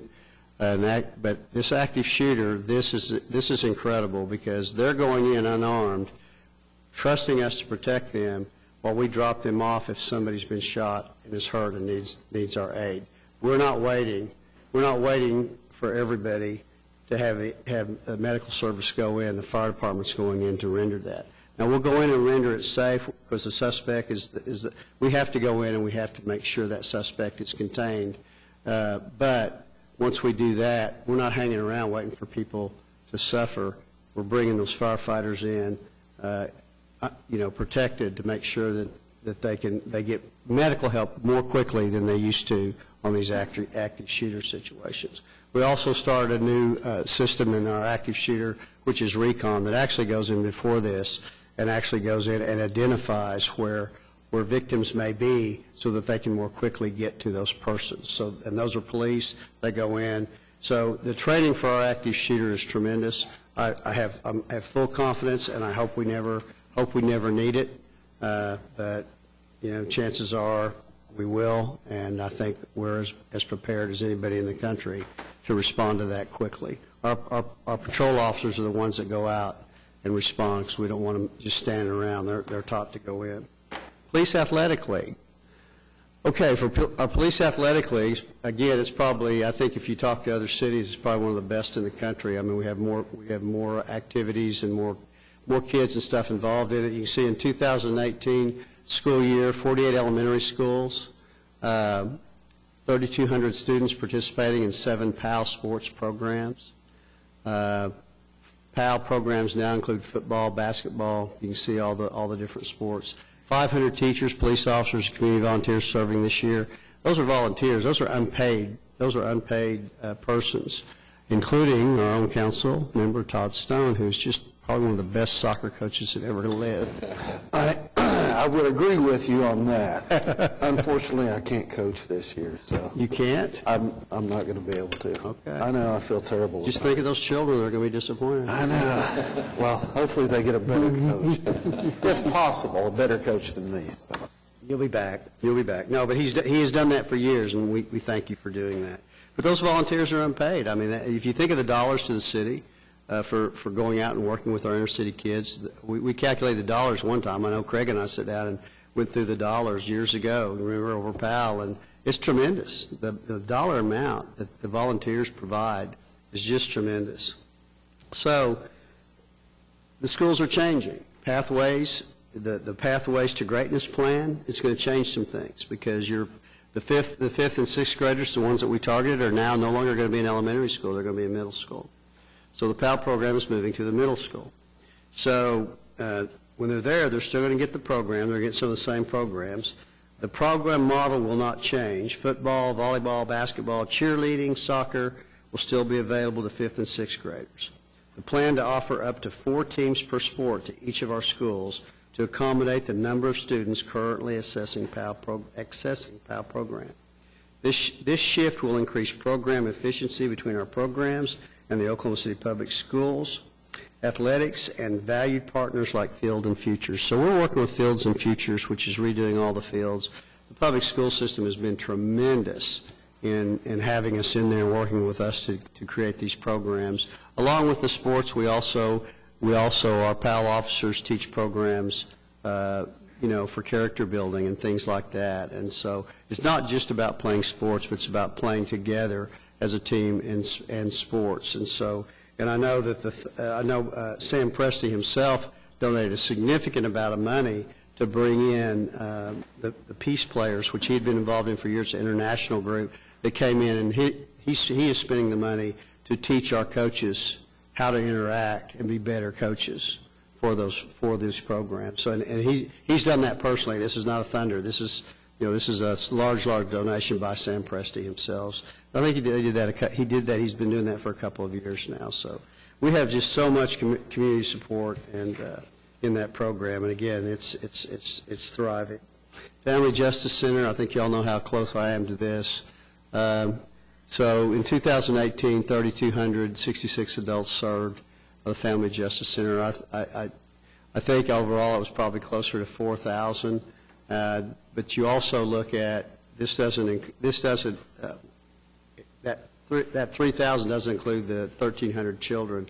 I think overall now it's up over 6,000, including the children, because most victims of violence, most women and victims of violence have 1, 2, or 3 children, and the children are also victims of violence also, and they also need our assistance. So we have 12 detectives and 2 lieutenants at Palomar. We have 2 safety advocates there, but we're getting ready to increase our detectives. The caseload is tremendously high. And it's been such a success working with all the other agencies, legal aid, Department of Human Services, mental health, addiction, like Chance to Change is there. There's so many, there's about 28 different agencies in that building right now working together to support our families of domestic violence. Our hope, our Camp Hope is tremendous. If you ever get a chance to go out and see what goes on there, I never thought in a week's time you could change a kid's life that's so damaged as somebody that's been involved in domestic violence. I have seen it with my own eyes, them change in a week, and that we provide, that Palomar provides ongoing meetings, access to these kids of domestic violence so that we just don't leave. We don't have a camp and we never see them again. They come together. They also have access to counselors. They have access to counselors to provide to those kids. The transition, some of those kids have gone from, first kid I met when I went out there, the first camp, he was wanting to kill everybody. He wanted to stab everybody. And he was an abused child. And by the end of that week, I saw him. He was serving everybody in the food line. All he wanted to do was serve and help every kid in that food line. And he's been to every camp since. And the change, the second year I got there, because he was hard to adopt, because he was out kind of out. He was always from foster family to foster. Well, you know, nobody wants to adopt a child that's wanting to kill everybody. So the second year he had been adopted. And this kid, his name was Tony. So, tremendous program. Crisis intervention team, our CIT team, you know, we've been in existence. M.T. Berry started this when I was the deputy chief, and we've just carried on his legacy, and it has been a tremendous program. It still surprises me. It surprised me up to several years ago when we had Ferguson, we had all the problems, the mental health talk, that major cities didn't have this, and we'd had it since 2002. And we've improved upon that. We've increased our numbers. We do have a second-year agreement with the Oklahoma Department of Mental Health to add. We have one full-time police officer that actually works with service providers. And they go out with the service provider and they knock on a door, because if somebody hasn't shown up for their medication, like they're supposed to, or they haven't made their counseling, our officer goes to the door with the service provider, knocks on the door, and says, "Where have you been? You haven't picked up your medication. Can we take you to get your that we will transport them to get their medication." And these are people we've identified that are chronic and that call. Our officers are taking call after call after call. This has reduced our calls for service. One house can, numerous calls in a month, has reduced that. One person that used to come here quite often, I don't want to say his last name, but his first name's Roy, who used to come here quite often, I think you know him, is in this program. He hasn't been to council, has he? He has not been here. And I was wondering where he was, and I didn't even know this, but he's in this program. And I talked to him on the phone, and he's a success story of this program. We're doing the Department of Mental Health has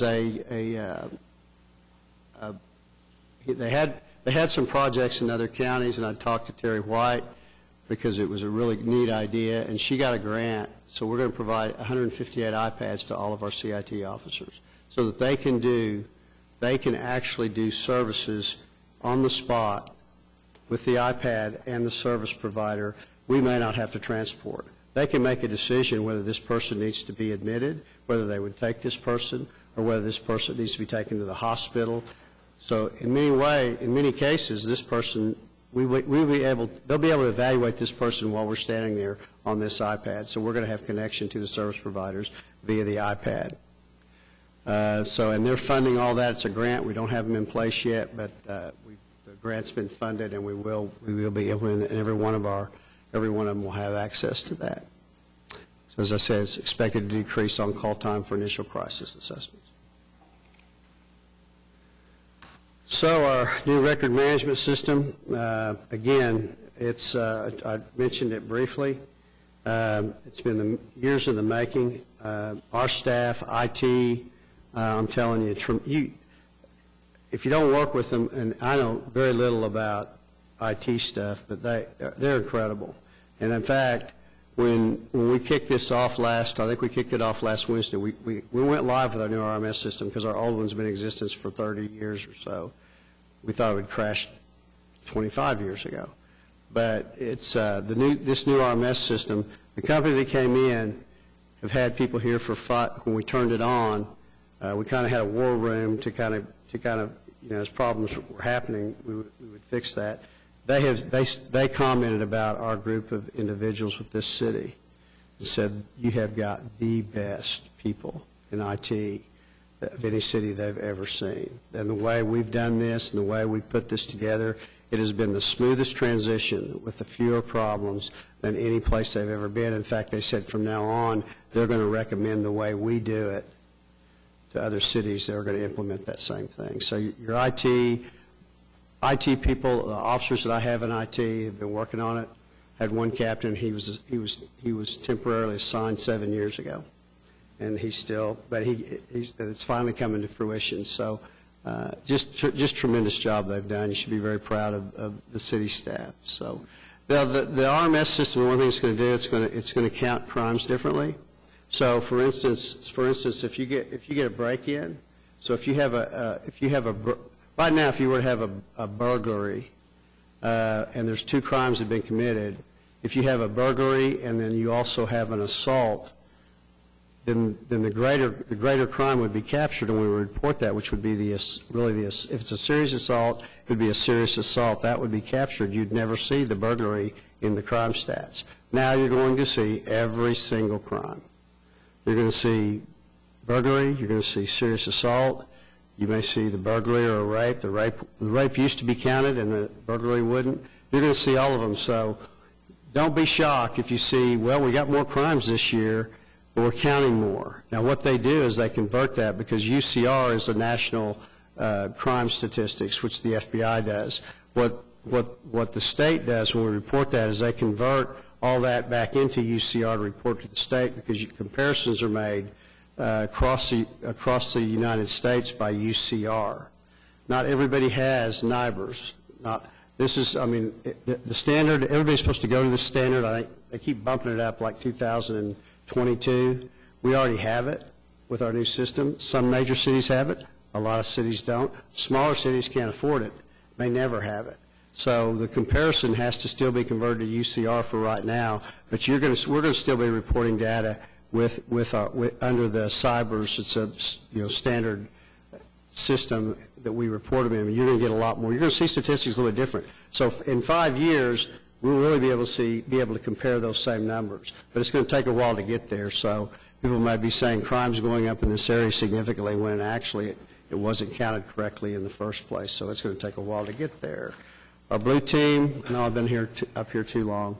Blue Team and iPro. Blue Team is just a software system that really it helps our managers actually track tasks and do tasks and enter stuff into those. If you can see our Blue Team, the data, the entry, administrative investigations. So if we get a complaint, we do administrative investigation. It traps all that. One of the issues that I always had is I couldn't just go in there and see how many complaints we've had in all the other divisions, because it was too much information.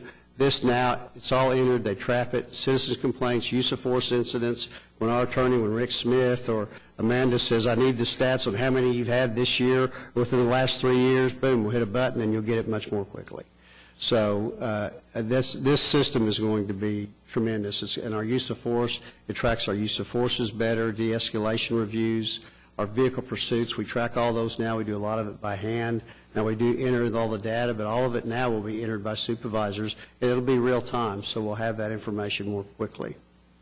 And then officer-involved collisions. So the Blue Teams, there's a lot of other things we can use it for, and I know that it's going to be evaluated for that. What's next? Thank you. That's all that's left. Appreciate it. Thank you for all the comments. Thank you for the privilege of being chief. Thank you for the privilege of giving my last budget. And I wish everybody the best. Good luck. Thank you, Chief.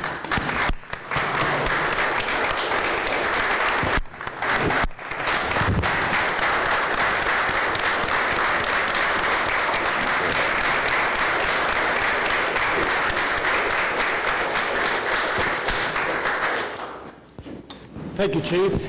Any questions of the Chief? Seeing none, let's, which one do you want to do next? So next Harold? up, we have public transportation with Jason Fairbrush, our Director of Embark and Public Transportation. So we'll let him make his presentation.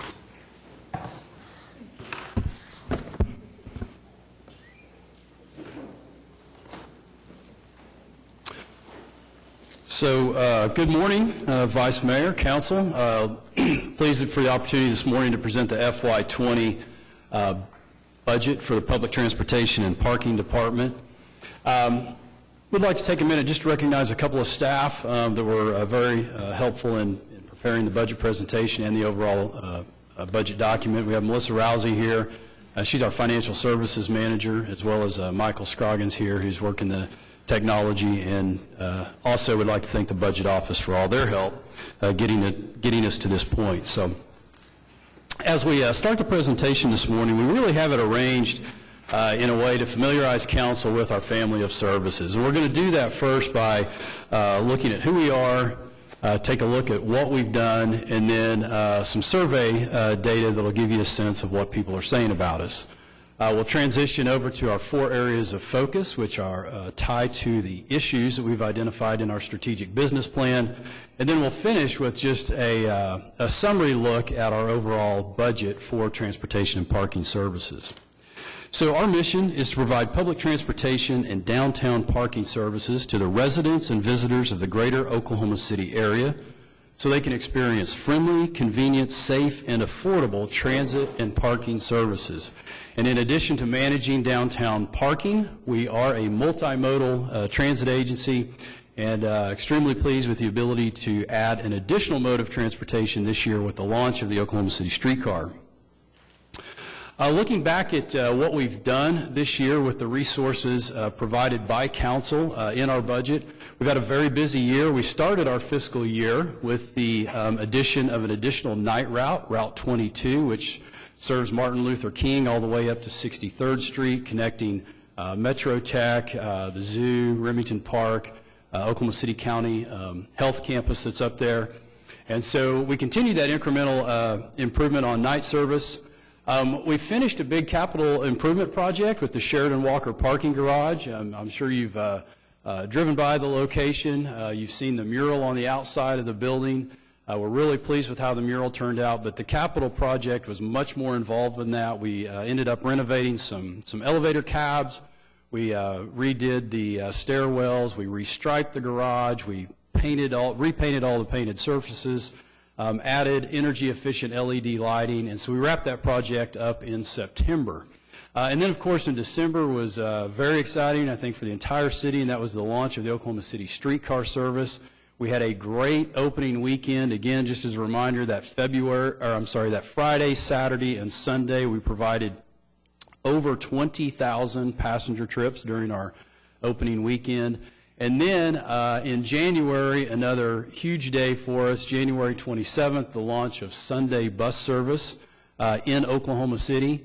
You can see a familiar face down there on the bottom right.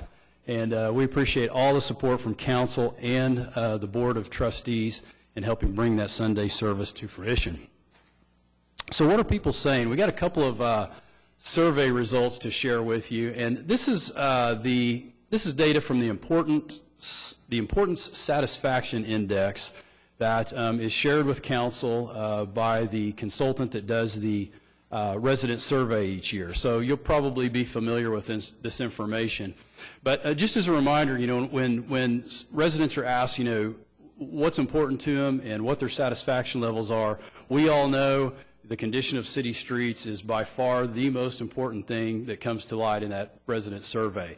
It's also one of the areas where there's the least amount of satisfaction. And so that translates to that important satisfaction ranking of that being, first. So how does that translate, or how does that work for public transit? When you follow that same methodology down to public transportation in terms of important satisfaction rating, we're number 3 on the list. So 24%, almost a quarter of the respondents believe that public transportation is important. Only 20%, or about 1 in 5, are satisfied with where it's at. So again, I think the incremental improvements and the resources that have been provided to public transit are certainly in line with resident expectations. We also do a customer survey each year to find out how we're performing with our customer base, those that actually use our system. And over here on the left, you can see survey results from February of 2019. We just wrapped this survey up. We received 70% of the respondents indicated they were either very satisfied or satisfied with the Embark bus service. And one of the things we're really pleased with this year especially is the very satisfied category there, where we have 36% of the respondents saying they're very satisfied. That's the highest percentage of very satisfied responses we've received. In fact, you have to go all the way back to 2015 when we had just launched our system realignment to even come close to that, and even then it was 30%. So we're really pleased with the results there. We also always ask our customers, what kind of improvements would you like to see in the transit service? And you can see here by looking at the numbers in the bar graph on your right that more weeknight buses running until midnight, so more night service, and more frequent service on the weekends are really the top two things that our customers are looking for. But really followed very, very closely, I'd say a close second, is more shelters at stops and more frequent service on the weekdays. And then later weekend service kind of rounds out the top 5 desires of our customers for improved transit. So we'll shift our discussion now to really kind of our strategic business plan and how it's integrated with our budget. As you'll recall, the public transportation parking, just like every city department, we do engage in a strategic business planning process. We update that on a regular basis. And one of the most helpful things, I think, for us as a department through that strategic business planning process is identifying our issues. And the issues are really the major challenges that are facing the department in the coming years. And so we get an opportunity as a planning team to recognize those and figure out how are we going to deal with them before they become unmanageable issues. And so for us, we've really narrowed it to 4 areas of focus, or 4 issues. The first one really speaks to the health of our assets and equipment, or our state of good repair. The wellness or well-being of our employees ties directly to our ability to develop our workforce. We want to grow in a manner, but we want to grow in such a way that it's sustainable. And then really any attempt to deliver, to successfully deliver parking or transportation services has to be built on the relationships that we have within the community. So that rounds out our 4th area of focus. So we'll look at each one of these in a little bit of a detail, again, to give council some context into what we hope to accomplish and plan with the proposed budget. So the first one here that we'll look at is our state of good repair. And just wanted to take a minute to recognize our employees that maintain our fleet and our facilities.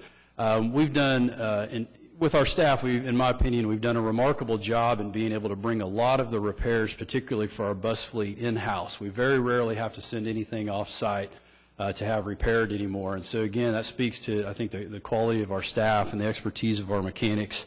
And keeping in mind, too, that most of these individuals work during the middle of the night in order to have buses ready to go by 4 and 5 o'clock in the morning. So you guys are obviously welcome to come tour the facility at any time, but I will tell you the maintenance facility during the day is a little empty because everybody works in the middle of the night.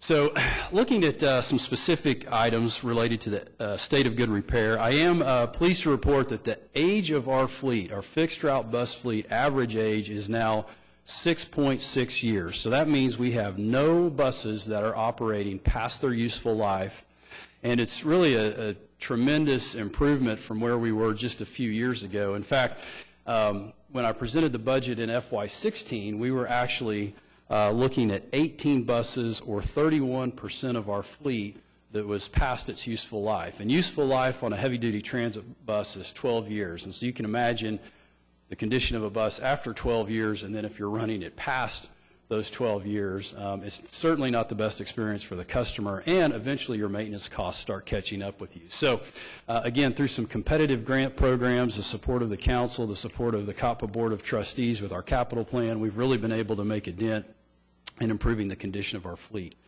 Also want to mention shelters and stop improvements, and this is a big issue for us. It's a priority. We work on it to the extent that resources and staff expertise allow.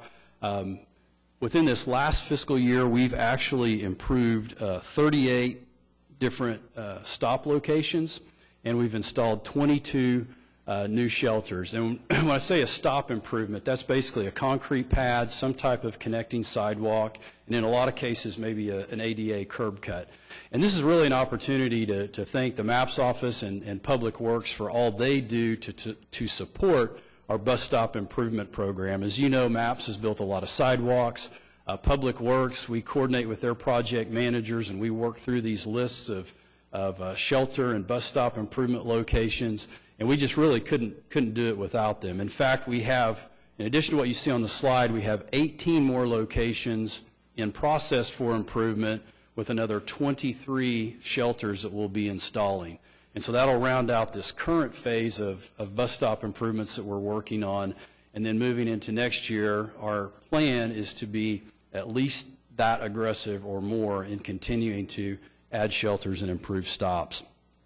And then just quickly, I'll mention a signage project that we have on the off-street parking side of our operations. This is a rendering of what a public parking sign would look like attached to the Arts District Garage. It's the same type sign that we have currently attached to the Sheridan Walker Garage. And we're doing this for mainly to create awareness of the amount of public parking that is in the downtown area. I'll speak later about a parking study that we have begun.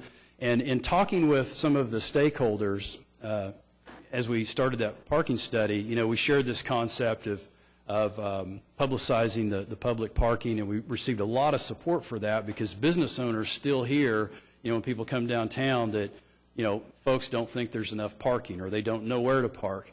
In a lot of cases, they may not know they can even park in one of our public parking garages. So we really think this will help alleviate that myth that I think exists, that there's no parking downtown. So on the next slide here, this is moving into our area of focus, wellness or workforce development. And I love the picture here. This is 3 of our operations staff members, and 2 of those individuals just recently have been promoted to supervisor positions. So in terms of developing our workforce, the young lady on the left there and the gentleman on the right are both now route supervisors, having started with us as bus operators. But our real focus this year with workforce development was hiring and retaining employees. With the addition of Sunday bus service, we had new additional bus operator positions to fill. We had some mechanic positions to fill. We had service worker positions to fill, because now that we're a 7-day operation, we actually had to add a shift, and we had to fill additional bus operator positions. So in order to do that, we had to be pretty aggressive and pretty strategic on our hiring. Since December, we've actually hired 38 new employees, and our current vacancy rate for bus operators is 2.5%. So that's pretty remarkable for us in terms of being able to fill bus operator positions. And if anybody's ever had to recruit operators or drivers, particularly ones with commercial driver's license, you'll know how hard that segment of the workforce is to attract.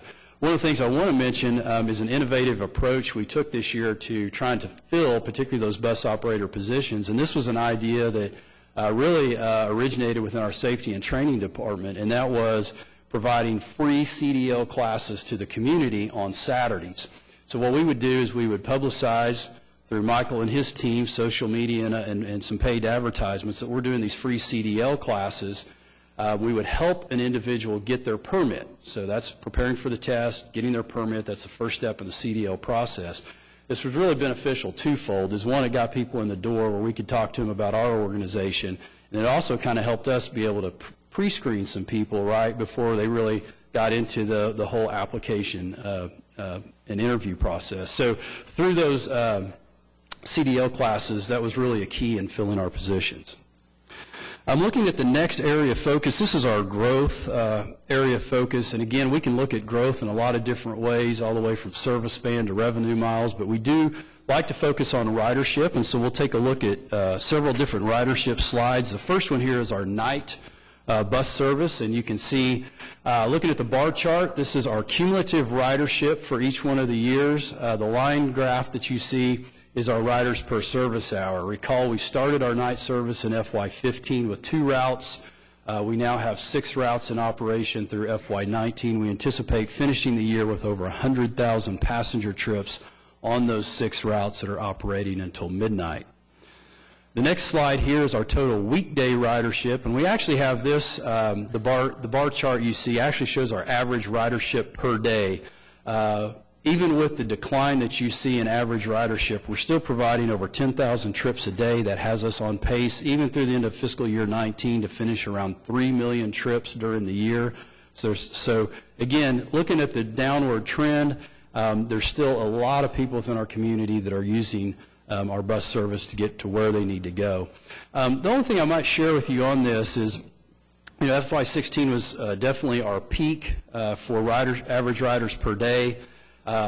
We've seen the decline even from FY18 to FY19. We're looking at about a 3% decline. This is consistent with what we're seeing across the country with bus ridership. There's lots of theories and opinions out there on why we're seeing that.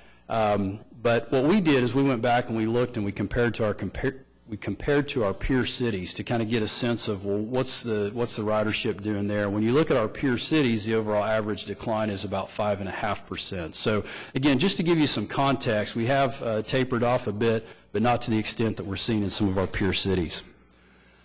So our next slide is Sunday ridership, and we've only been in operation really 3 months, unless you count that first Sunday in January. We're averaging over 2,500 passenger trips on a Sunday, which is exactly where, in our opinion, we should be. That's about half of our Sunday ridership, and there's been a few consultants within the industry that have let us know that a good rule of thumb is about half the ridership you'll see about half the ridership on Sunday that you'll experience on a Saturday.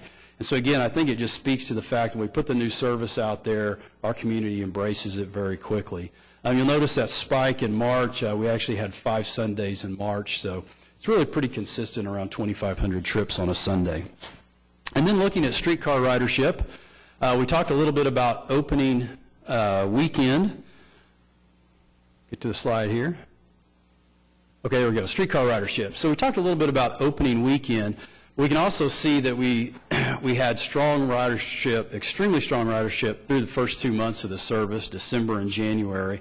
So I won't go into all the numbers, but you can see there the dark green is cumulative weekday ridership per month. The light green is our cumulative weekend, and then the orange is our total overall ridership for that month. December was our largest month, of course, with over 73,000 passenger trips, followed by just over 48,000 in January. And then we do see a dip in ridership in February. We have a few things going there.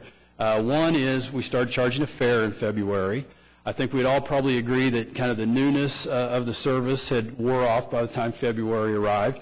And then, in addition, that was when the cold weather kind of hit. So we saw a drop in February, a really strong rebound in March, percentage-wise, up to 33,000 trips. Spring break was a great week for us. We actually had one Saturday in March where we provided 3,900 passenger trips in one Saturday. And then April is looking to finish strong as well, nearly 30,000 trips. We did over 6,800 trips just this last weekend of the Arts Festival and the Memorial Marathon. So Friday, Saturday, and Sunday, over 6,800 trips. So we're very pleased with our ridership for April as well, and anticipate that to be, those numbers to be continued on, hopefully throughout the summer as we have nice weather and additional events.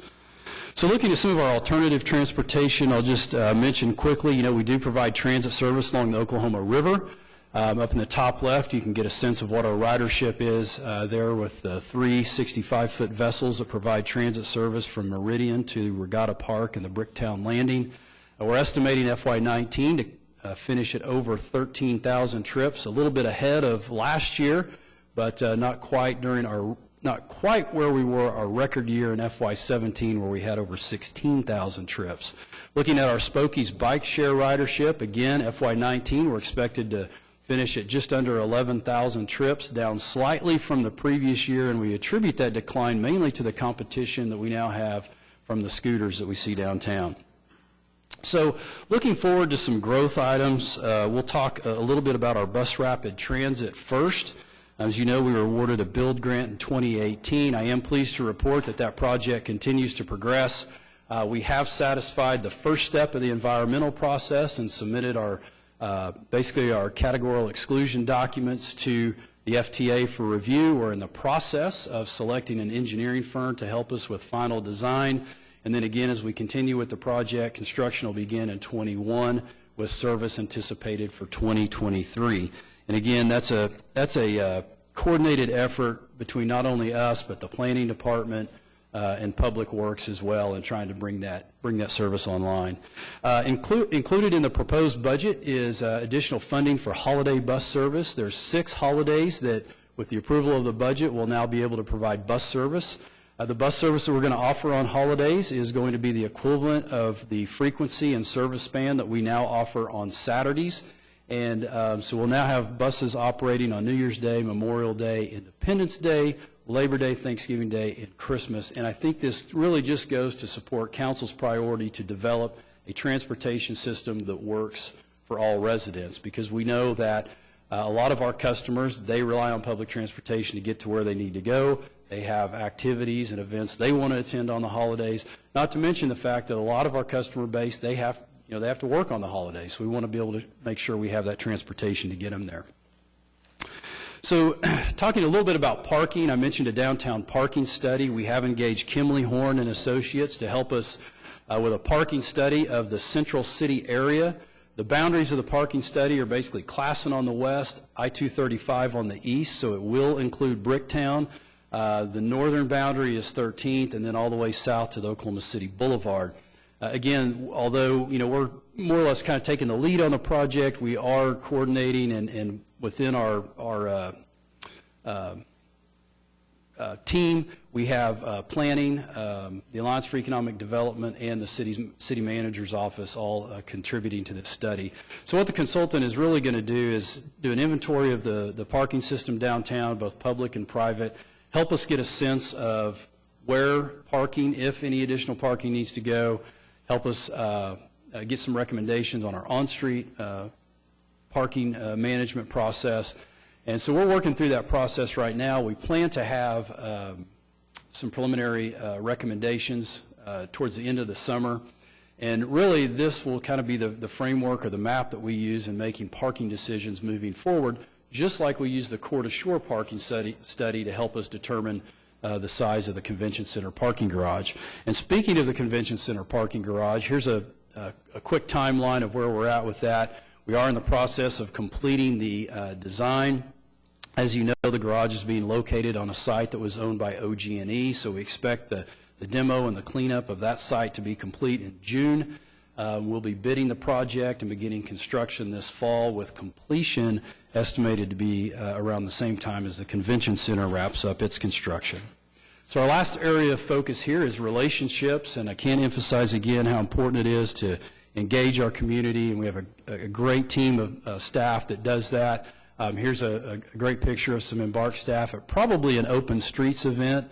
We're looking forward to the One OKC event coming up, I believe, on May 18th. We'll be participating in that. And so we did have lots of opportunities to listen to the community, particularly with the launch of the streetcar service. We participated in a lot of what we call the track meet events. So we took the streetcar vehicles, introduced them to the community through events like the Brick or Treat, the Midtown Walkabout, the Lights on Broadway. We had some more formalized listening sessions, whether it be the BRT public meeting or some of the engagement we did with the ADA community on familiarizing them with the streetcar. We also had opportunities to engage the community. We, again, were a regular participant in Open Streets.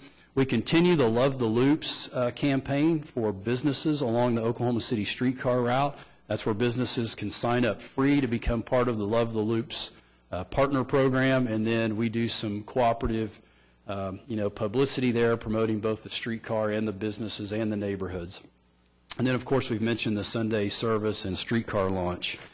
We had some partnering opportunities this year, as we always do, but I wanted to mention a few of them. We're very pleased with our work with the Homeless Alliance and ability to serve that facility better by rerouting one of our bus routes. The Curbside Chronicle played an important role in the launch of the streetcar. The COPPA Board of Trustees has provided some additional bus passes to the OKC Drug Court program to help those individuals that need transportation be able to complete that program in a more timely manner. The Hall Pass program, we haven't talked about that in a while, but that is the free bus pass for any student that is enrolled in an Oklahoma City public school high school. We continue to see some pretty good usage of the Hall Pass program. Through this year, we've actually provided over 30,000 trips for high school students. Last year, we were at about 34,000, so we're on pace to see about those numbers again this year by the time it's wrapped up. And then Road Scholars, this is our field trip program. Again, free public transportation for particularly school groups, but other nonprofits. We've actually provided 25 Road Scholar trips this year, 475 participants in those programs. We have another 12 that are scheduled through the end of the year, and that number will probably grow. And then we've also partnered this year providing additional bus passes to the United Way for some of the agencies that they work with. Okay, so as we wrap up and look at our budget, we certainly love the budget book cover this year. We think that's probably the best budget book cover we've seen. But looking at our overall COTPA budget, I want to just make a note here. When you're looking in your budget document, and you can find our budget again on page C145 of the budget book, when you look at that budget document, what you're going to see is the city's portion of funding that supports public transportation. But as you know, public transportation is really overseen by the Central Oklahoma Transportation and Parking Authority, so the city funding along with some federal funding, state funding, that all goes into one budget to support the total amount of services. So what I have here that I'm showing you is the total budget for all parking and transportation services for our community, and this is the COTPA proposed budget of $42,716,552. So you can look at the pie chart here, and you can see clearly that most of that funding goes to the providing bus transit service. That's 71% of our budget, or over $30 million. Our parking budget is 14% of our overall combined budget at just under $6 million. And keep in mind, too, that with our off-street parking program, there is no general fund money, there is no tax dollars that go into supporting the municipal parking garages. Customers, I should say, that use our service, whether they're monthly contract parkers or event parkers, that revenue is what pays for the expenses of the system. Our streetcar makes up 12% of our budget, or just over $5 million. Our ferry service that I mentioned earlier is just under $1 million at 2% of our budget, and then our bike share is at $226,000. So that's our combined budget for expenses, and then we have various funding sources that support both the transit operations and then funding sources that support parking operations. So the funding sources that support parking are here on this graph, and you can see that most of our revenue comes from that monthly contract parker. 46%, or just about $2.7 million, come from those people that park in our garages day in and day out, have a monthly parking contract. Event parking is just over $2 million. That makes up 34% of our funding sources. Our daily or transient revenue is about 13% of our revenue, just over $700,000. And then we do have other revenues around $400,000 that go to support the parking system.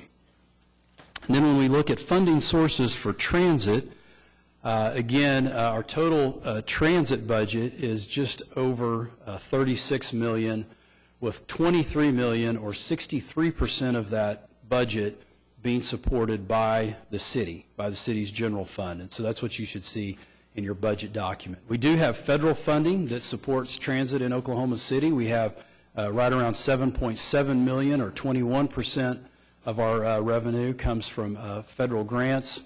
Fair revenue makes up $3.2 million, or right around 9% of our overall funding sources. State revenue, which has been flat for as long as I can remember, at just about $1 million, makes up 3% of our budget. And then we have other revenue sources of about $1.7 million, or 4% of our budget. And so that's how the transportation budget is supported within our community. So as far as major changes go, and this is the last slide I have for you this morning, but we'll finish with our major changes. We've already mentioned holiday bus service. That was an addition of $184,000. Sunday streetcar service, it's really a continuation of the level of service that we're providing now, but we'll continue that throughout the next fiscal year. That was an addition of $215,000. And then one of the things we didn't really talk about, but I can just mention briefly, is we really retooled our safety and training department. We've added a chief safety officer as well as some support staff for our safety and training department. And this is going to have us positioned to meet some new, or should say some coming FTA requirements in terms of implementing safety management systems, developing a public transportation agency safety plan.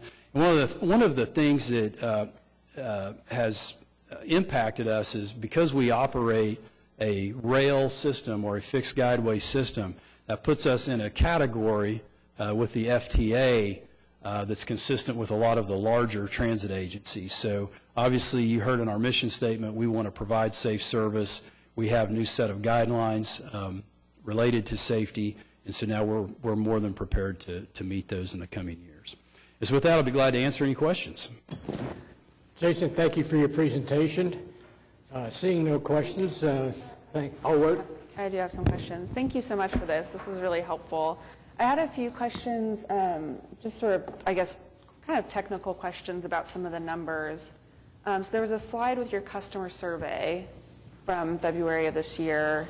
Is that just bus, or are you doing that survey on streetcar, ferry service, or is that just the bus? Yeah. So this is just bus. Okay. We did do one for streetcar, but don't have that included. And then on the streetcar, looking at ridership, I'm curious how that ridership is measured. Because I know, like, I get on the bus and, like, show my pass or put my pass in the fare box, and the operator pushes a button, and I assume that's getting tallied up somehow. But I was curious, because when I've been on the streetcar, you just walk on, and I've never had anyone check my pass. So I'm just curious how that ridership gets measured. Yeah, no, that's a great question. We measure ridership consistent with how ridership is measured within the industry, and that is by using automated passenger counters. So they're basically like sensors sensor above the doors that can detect when people board and alight. Gotcha. So the other thing I mentioned about that is part of our systems integrated testing, of course, is testing the accuracy of those automated passenger counters.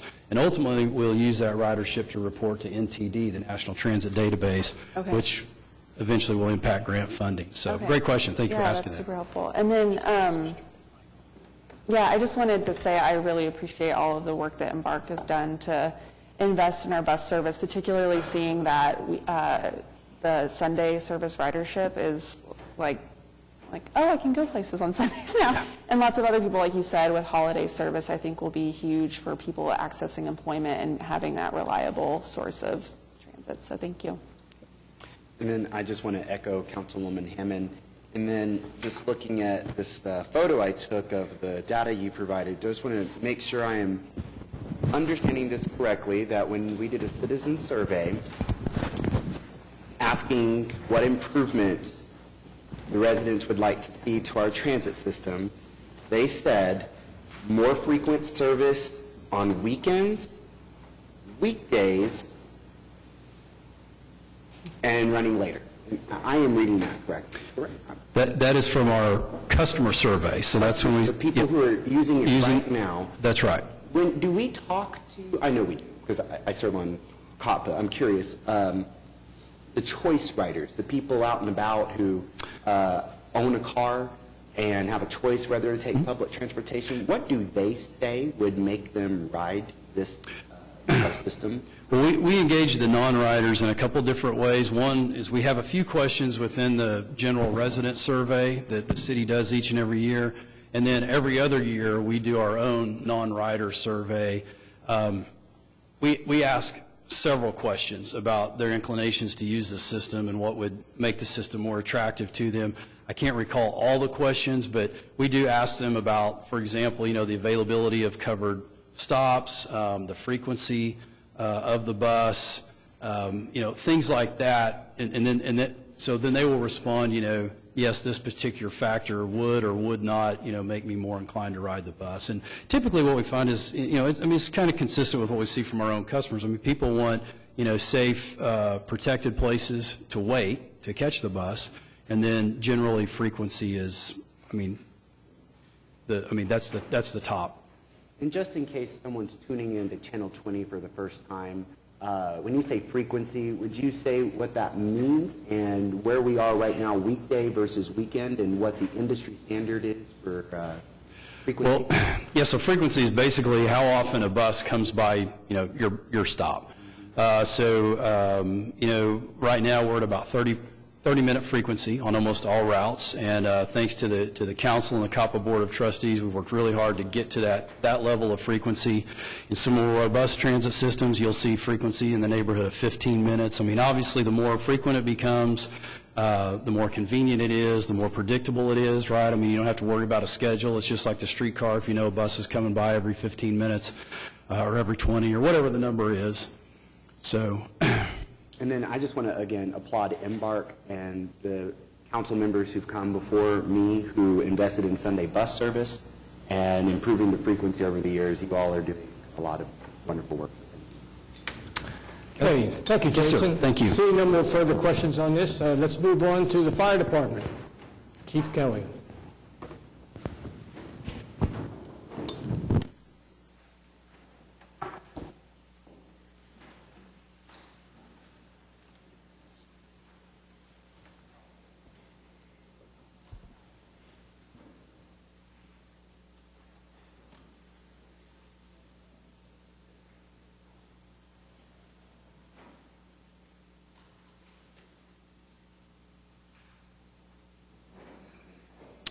Good morning, Vice Mayor, Council, Mr. City Manager. Thank you for the opportunity today to review the proposed FY20 Fire Department budget. Before I get started, I would like to introduce my command staff. They're definitely very supportive of me and are very instrumental in making us be successful in taking care of our residents. I'd like to first introduce Chief Harold Thompson. He is our Fire Marshal. Deputy Chief Harold Thompson, he's our Fire Marshal. Deputy Chief Mike Walker, he's our Operations Chief. Deputy Chief Tony Davis was unable to be here. He's our Support Services Chief. And then Clint Regier is our Business Manager. So we have a great team that work together very cohesively to support and make sure we protect our citizens. If you want to follow along on page C53 in the budget book, you'll be able to find the Fire Department budget. The Fire Department mission is, the mission of the Fire Department is to provide emergency service response, fire prevention, public education services to the Oklahoma City community so they can have their lives and property protected. Our overall mission is to respond quickly, safely, courteously, meet the need. And that's our focus every day, to meet the needs of our residents. And we feel that our people that are out there doing that every day, they provide that service very effectively.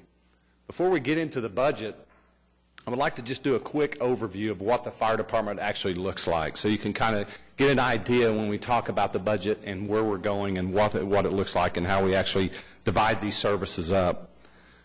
Our budget for this year, FY20, proposed is for 1,034 positions.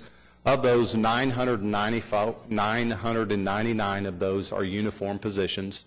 35 are civilian positions.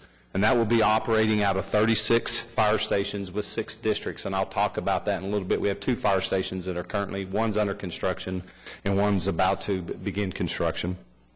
Just an overview of our responses. Last year we responded to 74,214 incidents. 2,877 of those were fire responses. Now, fire responses may be a structure fire, car fire, grass fire, trash fire, any type of fire response.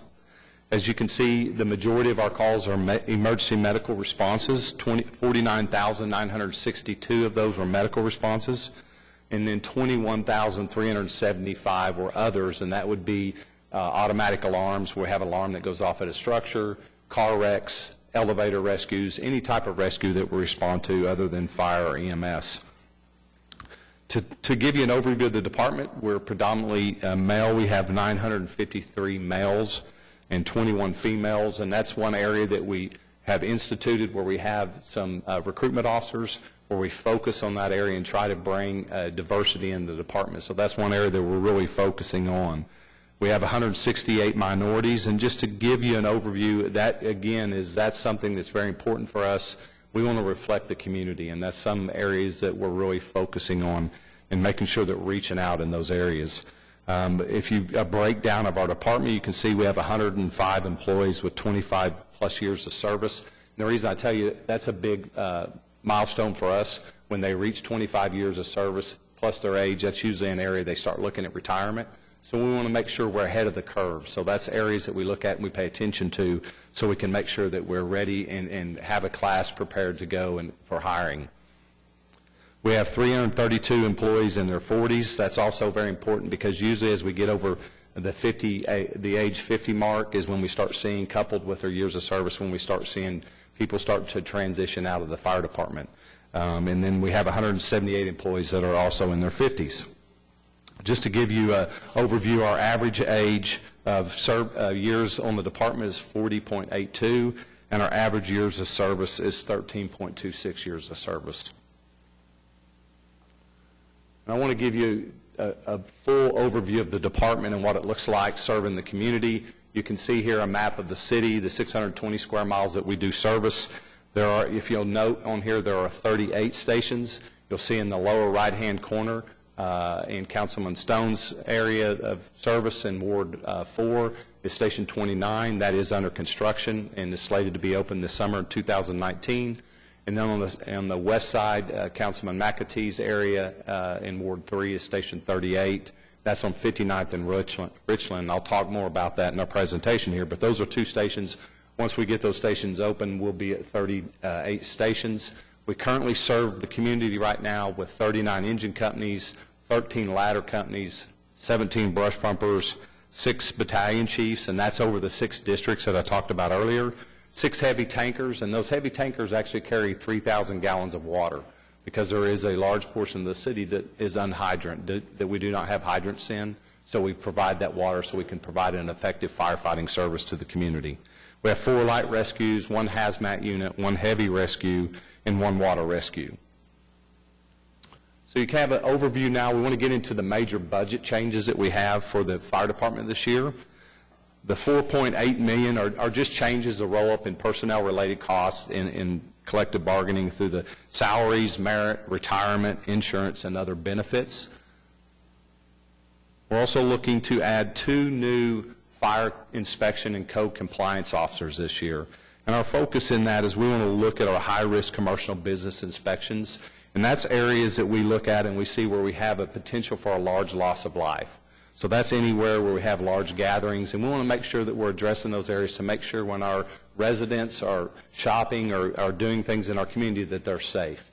And the areas that we're looking at for our high-risk commercial businesses that we look at are apartments, hotels, motels, educational facilities, daycares, hospitals, grower-producer facilities, restaurants, and bars. So those 2 code enforcement compliance officers will help us and make sure that we get out and we're inspecting those high-risk commercial businesses.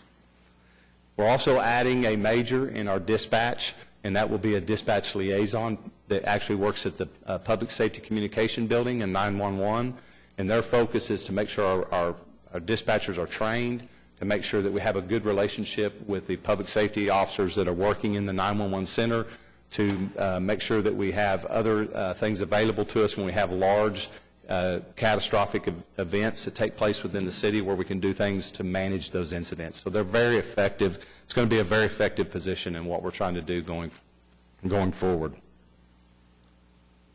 You You can also see here that we have $2 million that is additional from the Fire Sales Tax Fund to cover our personal protective equipment program. That's our PPE program. That's our bunker gear that our firefighters wear to protect themselves when they're doing their job. And the reason we're doing that, we have about 500 sets of gear that is actually going out of date.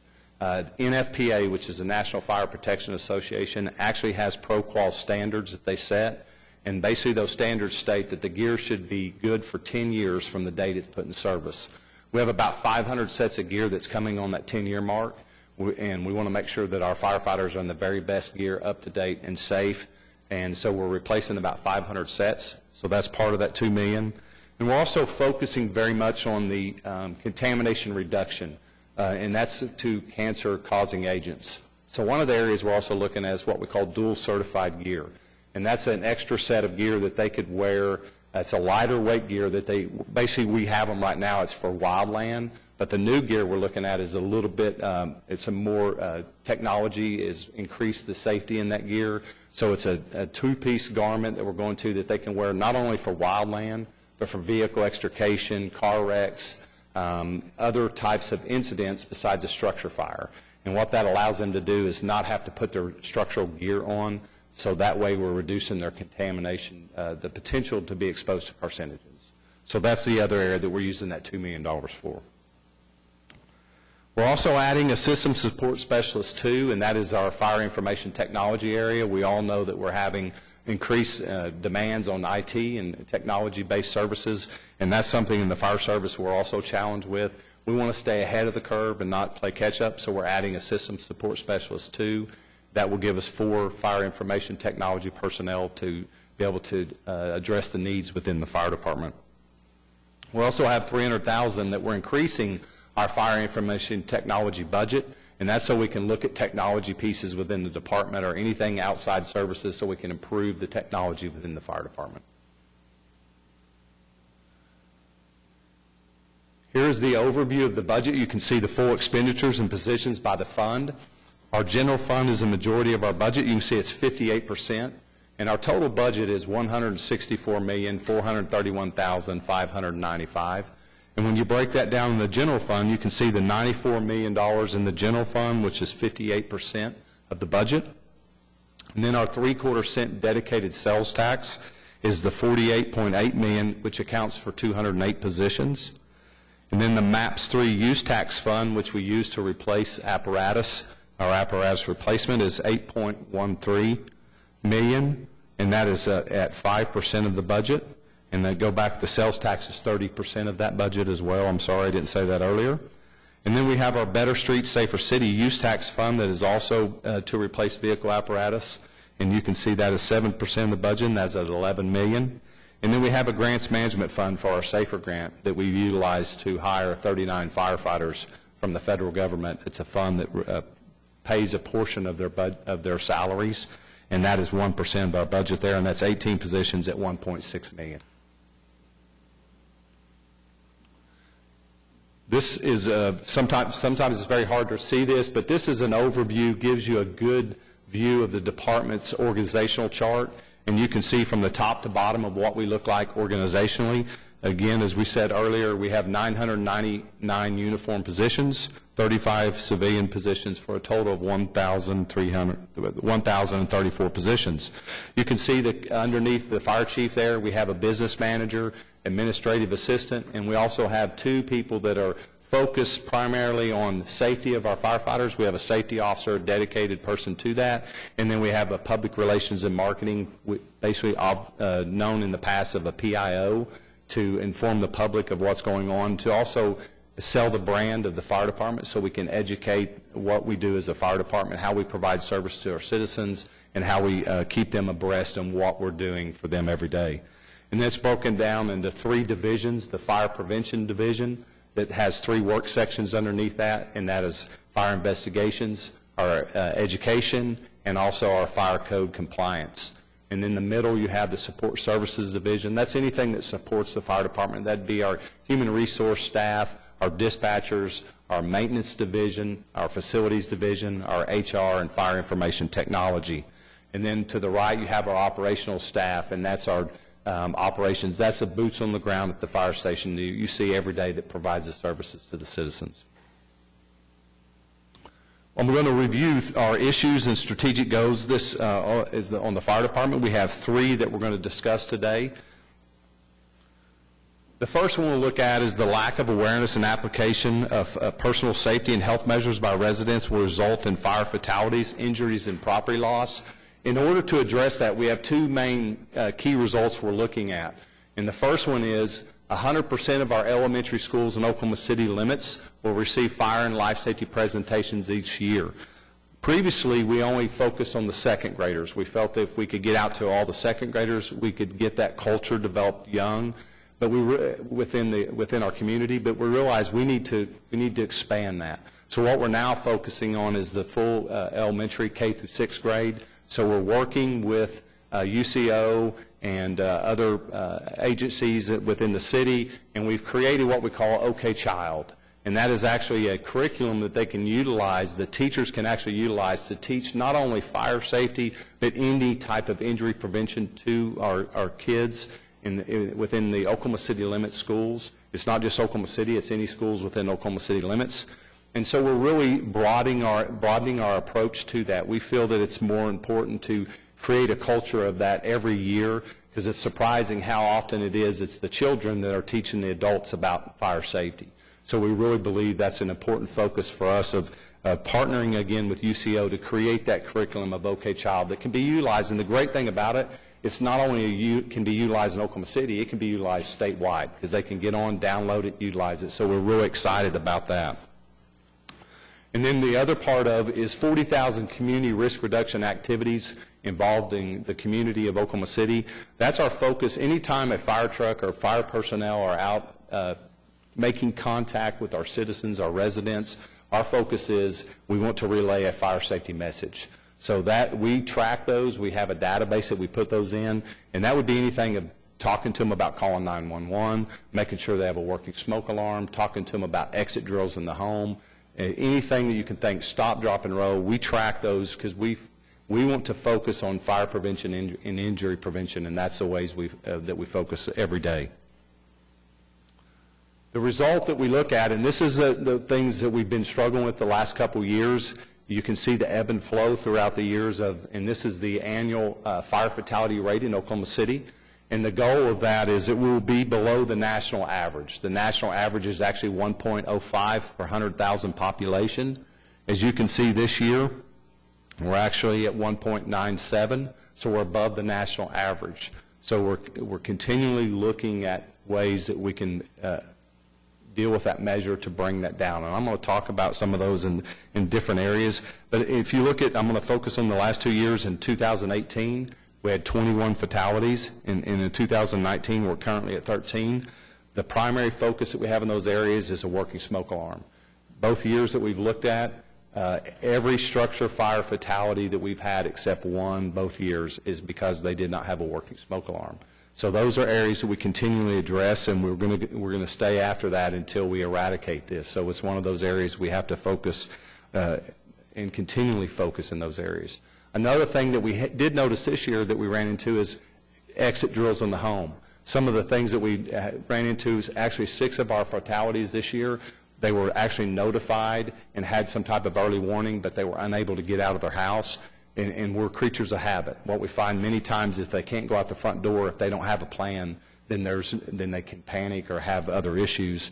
So we always focus on exit drills of the home, of having a secondary means of egress. So that's some of the areas we're also focusing on with that smoke alarm.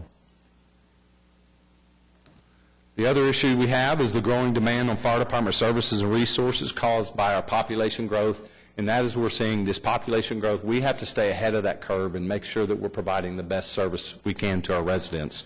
So we're looking at that, of that population growth, development and changing demographics, coupled with an increasing role in EMS delivery. If not addressed, if we don't stay on top of this, it could increase response times, leading to property loss when we have structure fires, deterioration of patient conditions when we have an emergency medical call, or increasing delays in delivering of other services. So we want to continually to focus in those areas.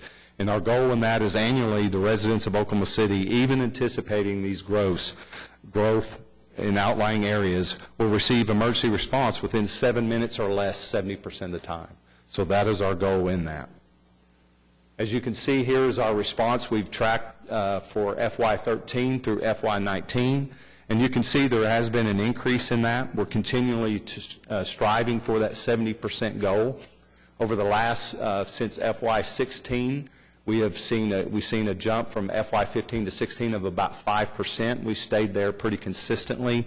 And what we did that year when we seen that growth in that response was we started focusing on getting out of the fire station in an effective manner. Our goal was 1 minute or less 90% of the time. And we meet that. We continually meet that goal, and we stay on top of that goal. We also make sure that our dispatchers can adequately respond and get the companies responding within 1 minute or less 90% of the time. So those two areas we really focus on because everything else is travel time.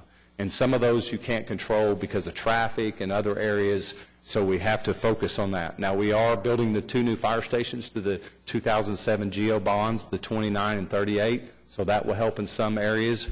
But we're seeing the majority of our responses are in the core of the city. So we still have to focus on, making sure that we have traffic ways that we can improve that and look at all other areas that we can improve that response within the city. The third issue I'm going to talk about is the lack of capital funding for fire department facilities and fleet replacement. We're very grateful in what we have currently, where we actually have the use tax fund that we replace all of our apparatus. You can go to any fire department in the nation, I guarantee you we have the best apparatus of anybody that you'll look at. And we're very pleased with that, and we're very appreciative of what the council supports that. But the thing that we want to look at is for long-term sustainment in this. So we continually keep this as an issue because as in 2021, when the Better Streets, Safer City, the funds, the use tax funds go away, we won't have a continued stream of funding for that. So we want to make sure that we have this on the forefront, that we continue to look at that process. And we're going to do everything we can within the department to make sure we're addressing those areas. We actually fund and make sure that we address all of our general obligation requirements for the fire stations and making sure that we stay on top of them, because that's one area that we don't have a funding source is for our fire station facilities. So we want to make sure that we stay on top of that. And we're going to continue to work with city leadership to identify funding streams for that, to try to identify a continued funding stream by 2021. This is just an overview. You see what we're working with and what we're maintaining. We have 44 facilities to maintain currently. When we complete the 2 new fire stations, that will go to 46 facilities that we have to maintain.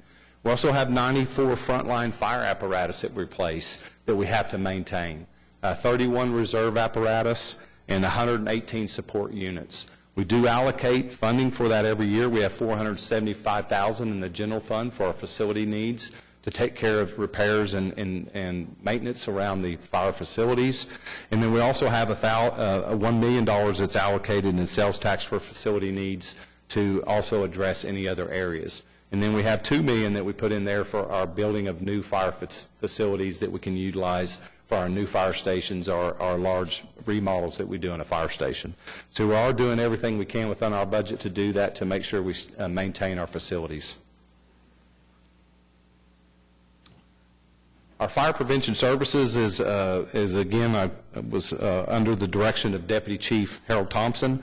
The purpose of the fire prevention services is to provide education, enforcement, investigation services to the residents, business community, and visitors of Oklahoma City so they can benefit from a reduced risk of loss of life from fire and other hazards. So this is our proactive phase of the fire department. We want to make sure that we can eliminate our hazards before they become some type of an event, so that we want to focus in those areas.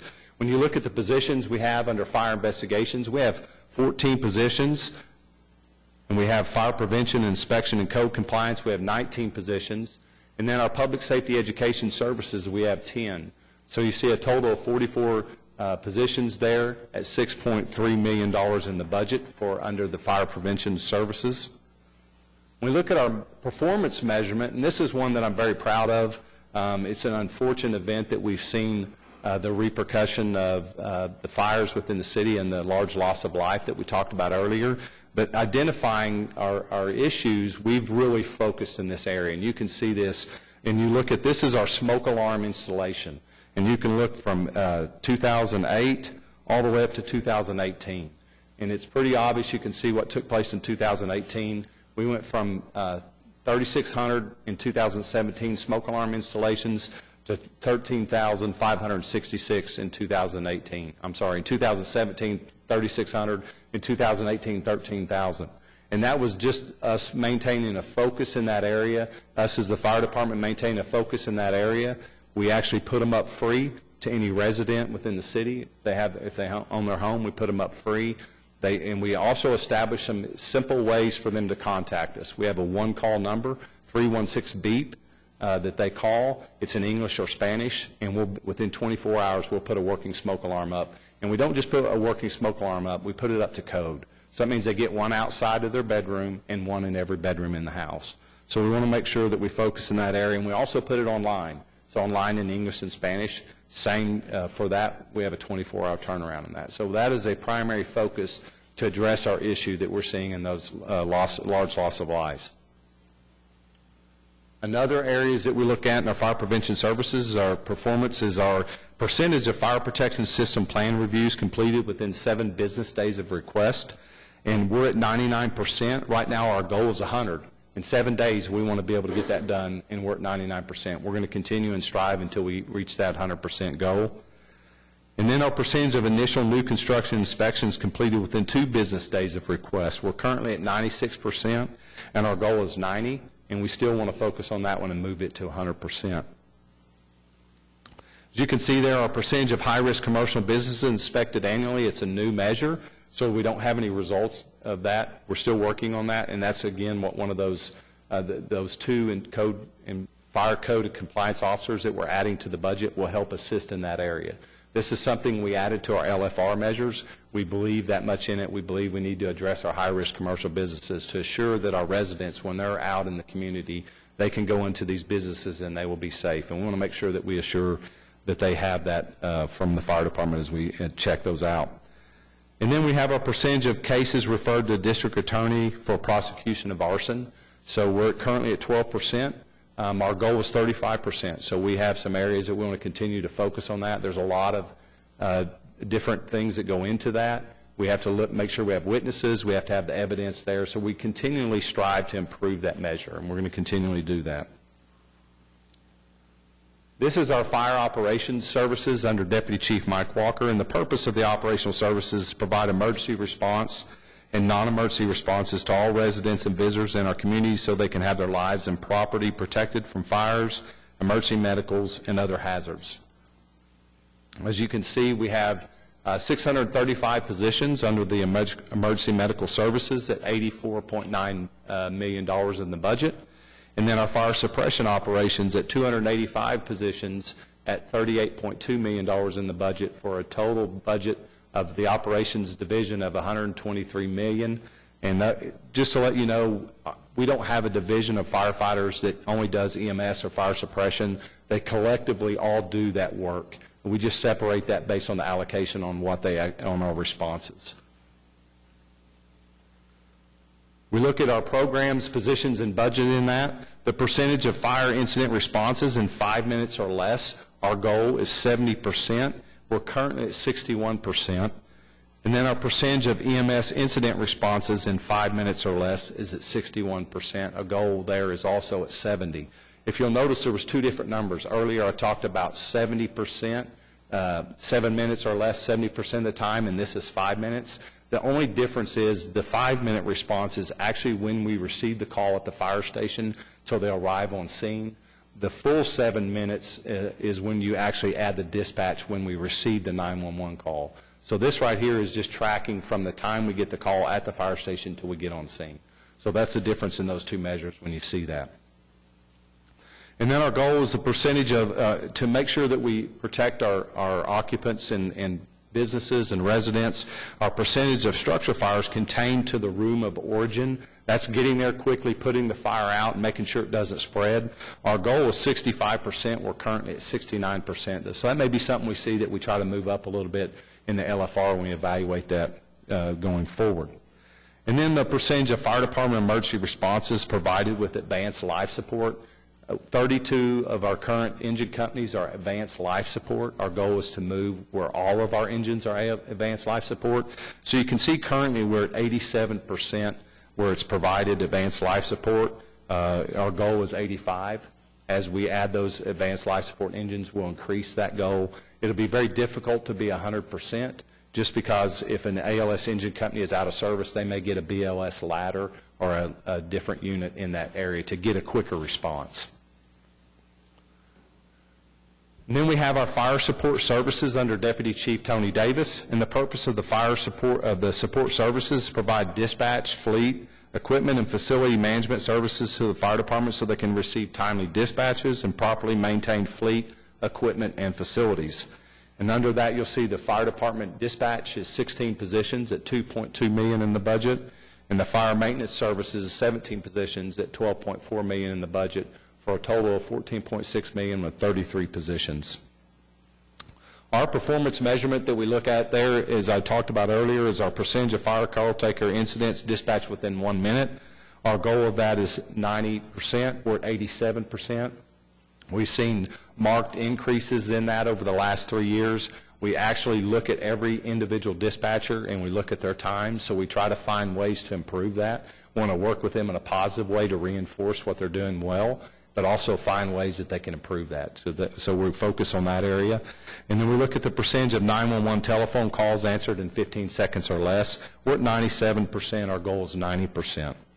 And then on the maintenance side, we look at our percentage of total maintenance hours that are scheduled. We're currently at 94%. Our goal is 60%. That tells us we have a well-maintained fleet, that we don't have a lot of services that just drop on us, apparatus that go out of service.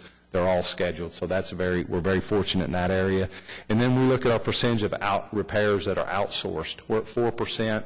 Our goal is to be 15% or less, so we're staying in a good area on that. So we want to make sure that we are able to do those services inside the fire department. Saves money in our budget.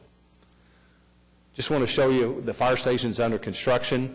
That new station 29 is located at 8400 Southeast 164th. This was funded through the 2000 General Obligation Bond Program. We should be completing this project in the summer, and then we'll open that up for business. We'll actually have an engine company and a brush pumper there, so we're really excited about that. I know Councilman Stone is right down the road from his house, so we're looking forward to that. You can see the progress we're doing here. We're really excited about these projects because we've already opened 2 fire stations that are identical in the architectural design. At Station 21, which is off of Southwest 29th and I-44, and Station 23, which is off 29th and Eastern. These will be identical in design, and I think we got a lot of bang for our buck in that when we actually utilize the same architectural design and drawing that up. And you can see the next one is our architectural rendition of Station 29 completed. So we're really excited about that and appreciate the support in that. That is the fire department FY20 budget, proposed budget. I'll entertain any questions. Any questions for the chief? Vice Mayor, just a comment. Chief, you gave us a lot of great information, and I know your staff do a tremendous job, but one that really stuck out to me is there's only 1 minute in between the time you get a call and your vehicle leaves the facility. Yes, sir. That's really remarkable. So I congratulate you and your staff for accomplishing that. It's hard to believe, really, that you can get your vehicle moving that quickly. Just always remember that if you're visiting a fire station and the lights go off and they run away from you, they're not being rude. That's what we expect. So, we may take our household by one of those stations one of those days to see how we can improve our time to get out of the house to our vehicle. It seems like... I'll tell you the way we did that, we actually, when we first started looking at the measure, we actually just asked everyone, how do you think you're doing? And of course everyone feels, or I'm sure your family feels the same way, they're doing a good job at it. But when we actually started putting the numbers in front of them, looking at the data, we could actually see where it's at. And they actually report that every month on their monthly goals. So they actually see that, how they're doing it, and you can compare that. So there's a little friendly competition there. I don't know if you can get with the Joneses and see how fast they get out. It might help you out, sir. We'll try that. Thank you, Chief. Thank you, Chief. Chief, just one comment, Vice Mayor. Okay. That's all right. I just wanted to say thank you for you and your staff on all of those smoke alarms getting installed. I mean, that's a huge undertaking, and that's just got to be, you know, a ton of lives saved that we'll never hear about other than, hey, here's their melted smoke alarm, right? But just great work in that area, and I hope you guys can continue that. Thanks. Thank you, sir. Appreciate it. I wanted to say something as well to mimic that, just to be intentional when you have a fatality, to go into the neighborhood and knock on the doors to make sure it doesn't happen again in that neighborhood. It definitely means something, and it also means community at the end of the day. And I also want to thank you all for being intentional about making sure you have diversity within the department, and just being in the community. It means a lot for a lot of folks to see you guys and to know that you are a safe place if needed, and we can just come and be a part. So thank you.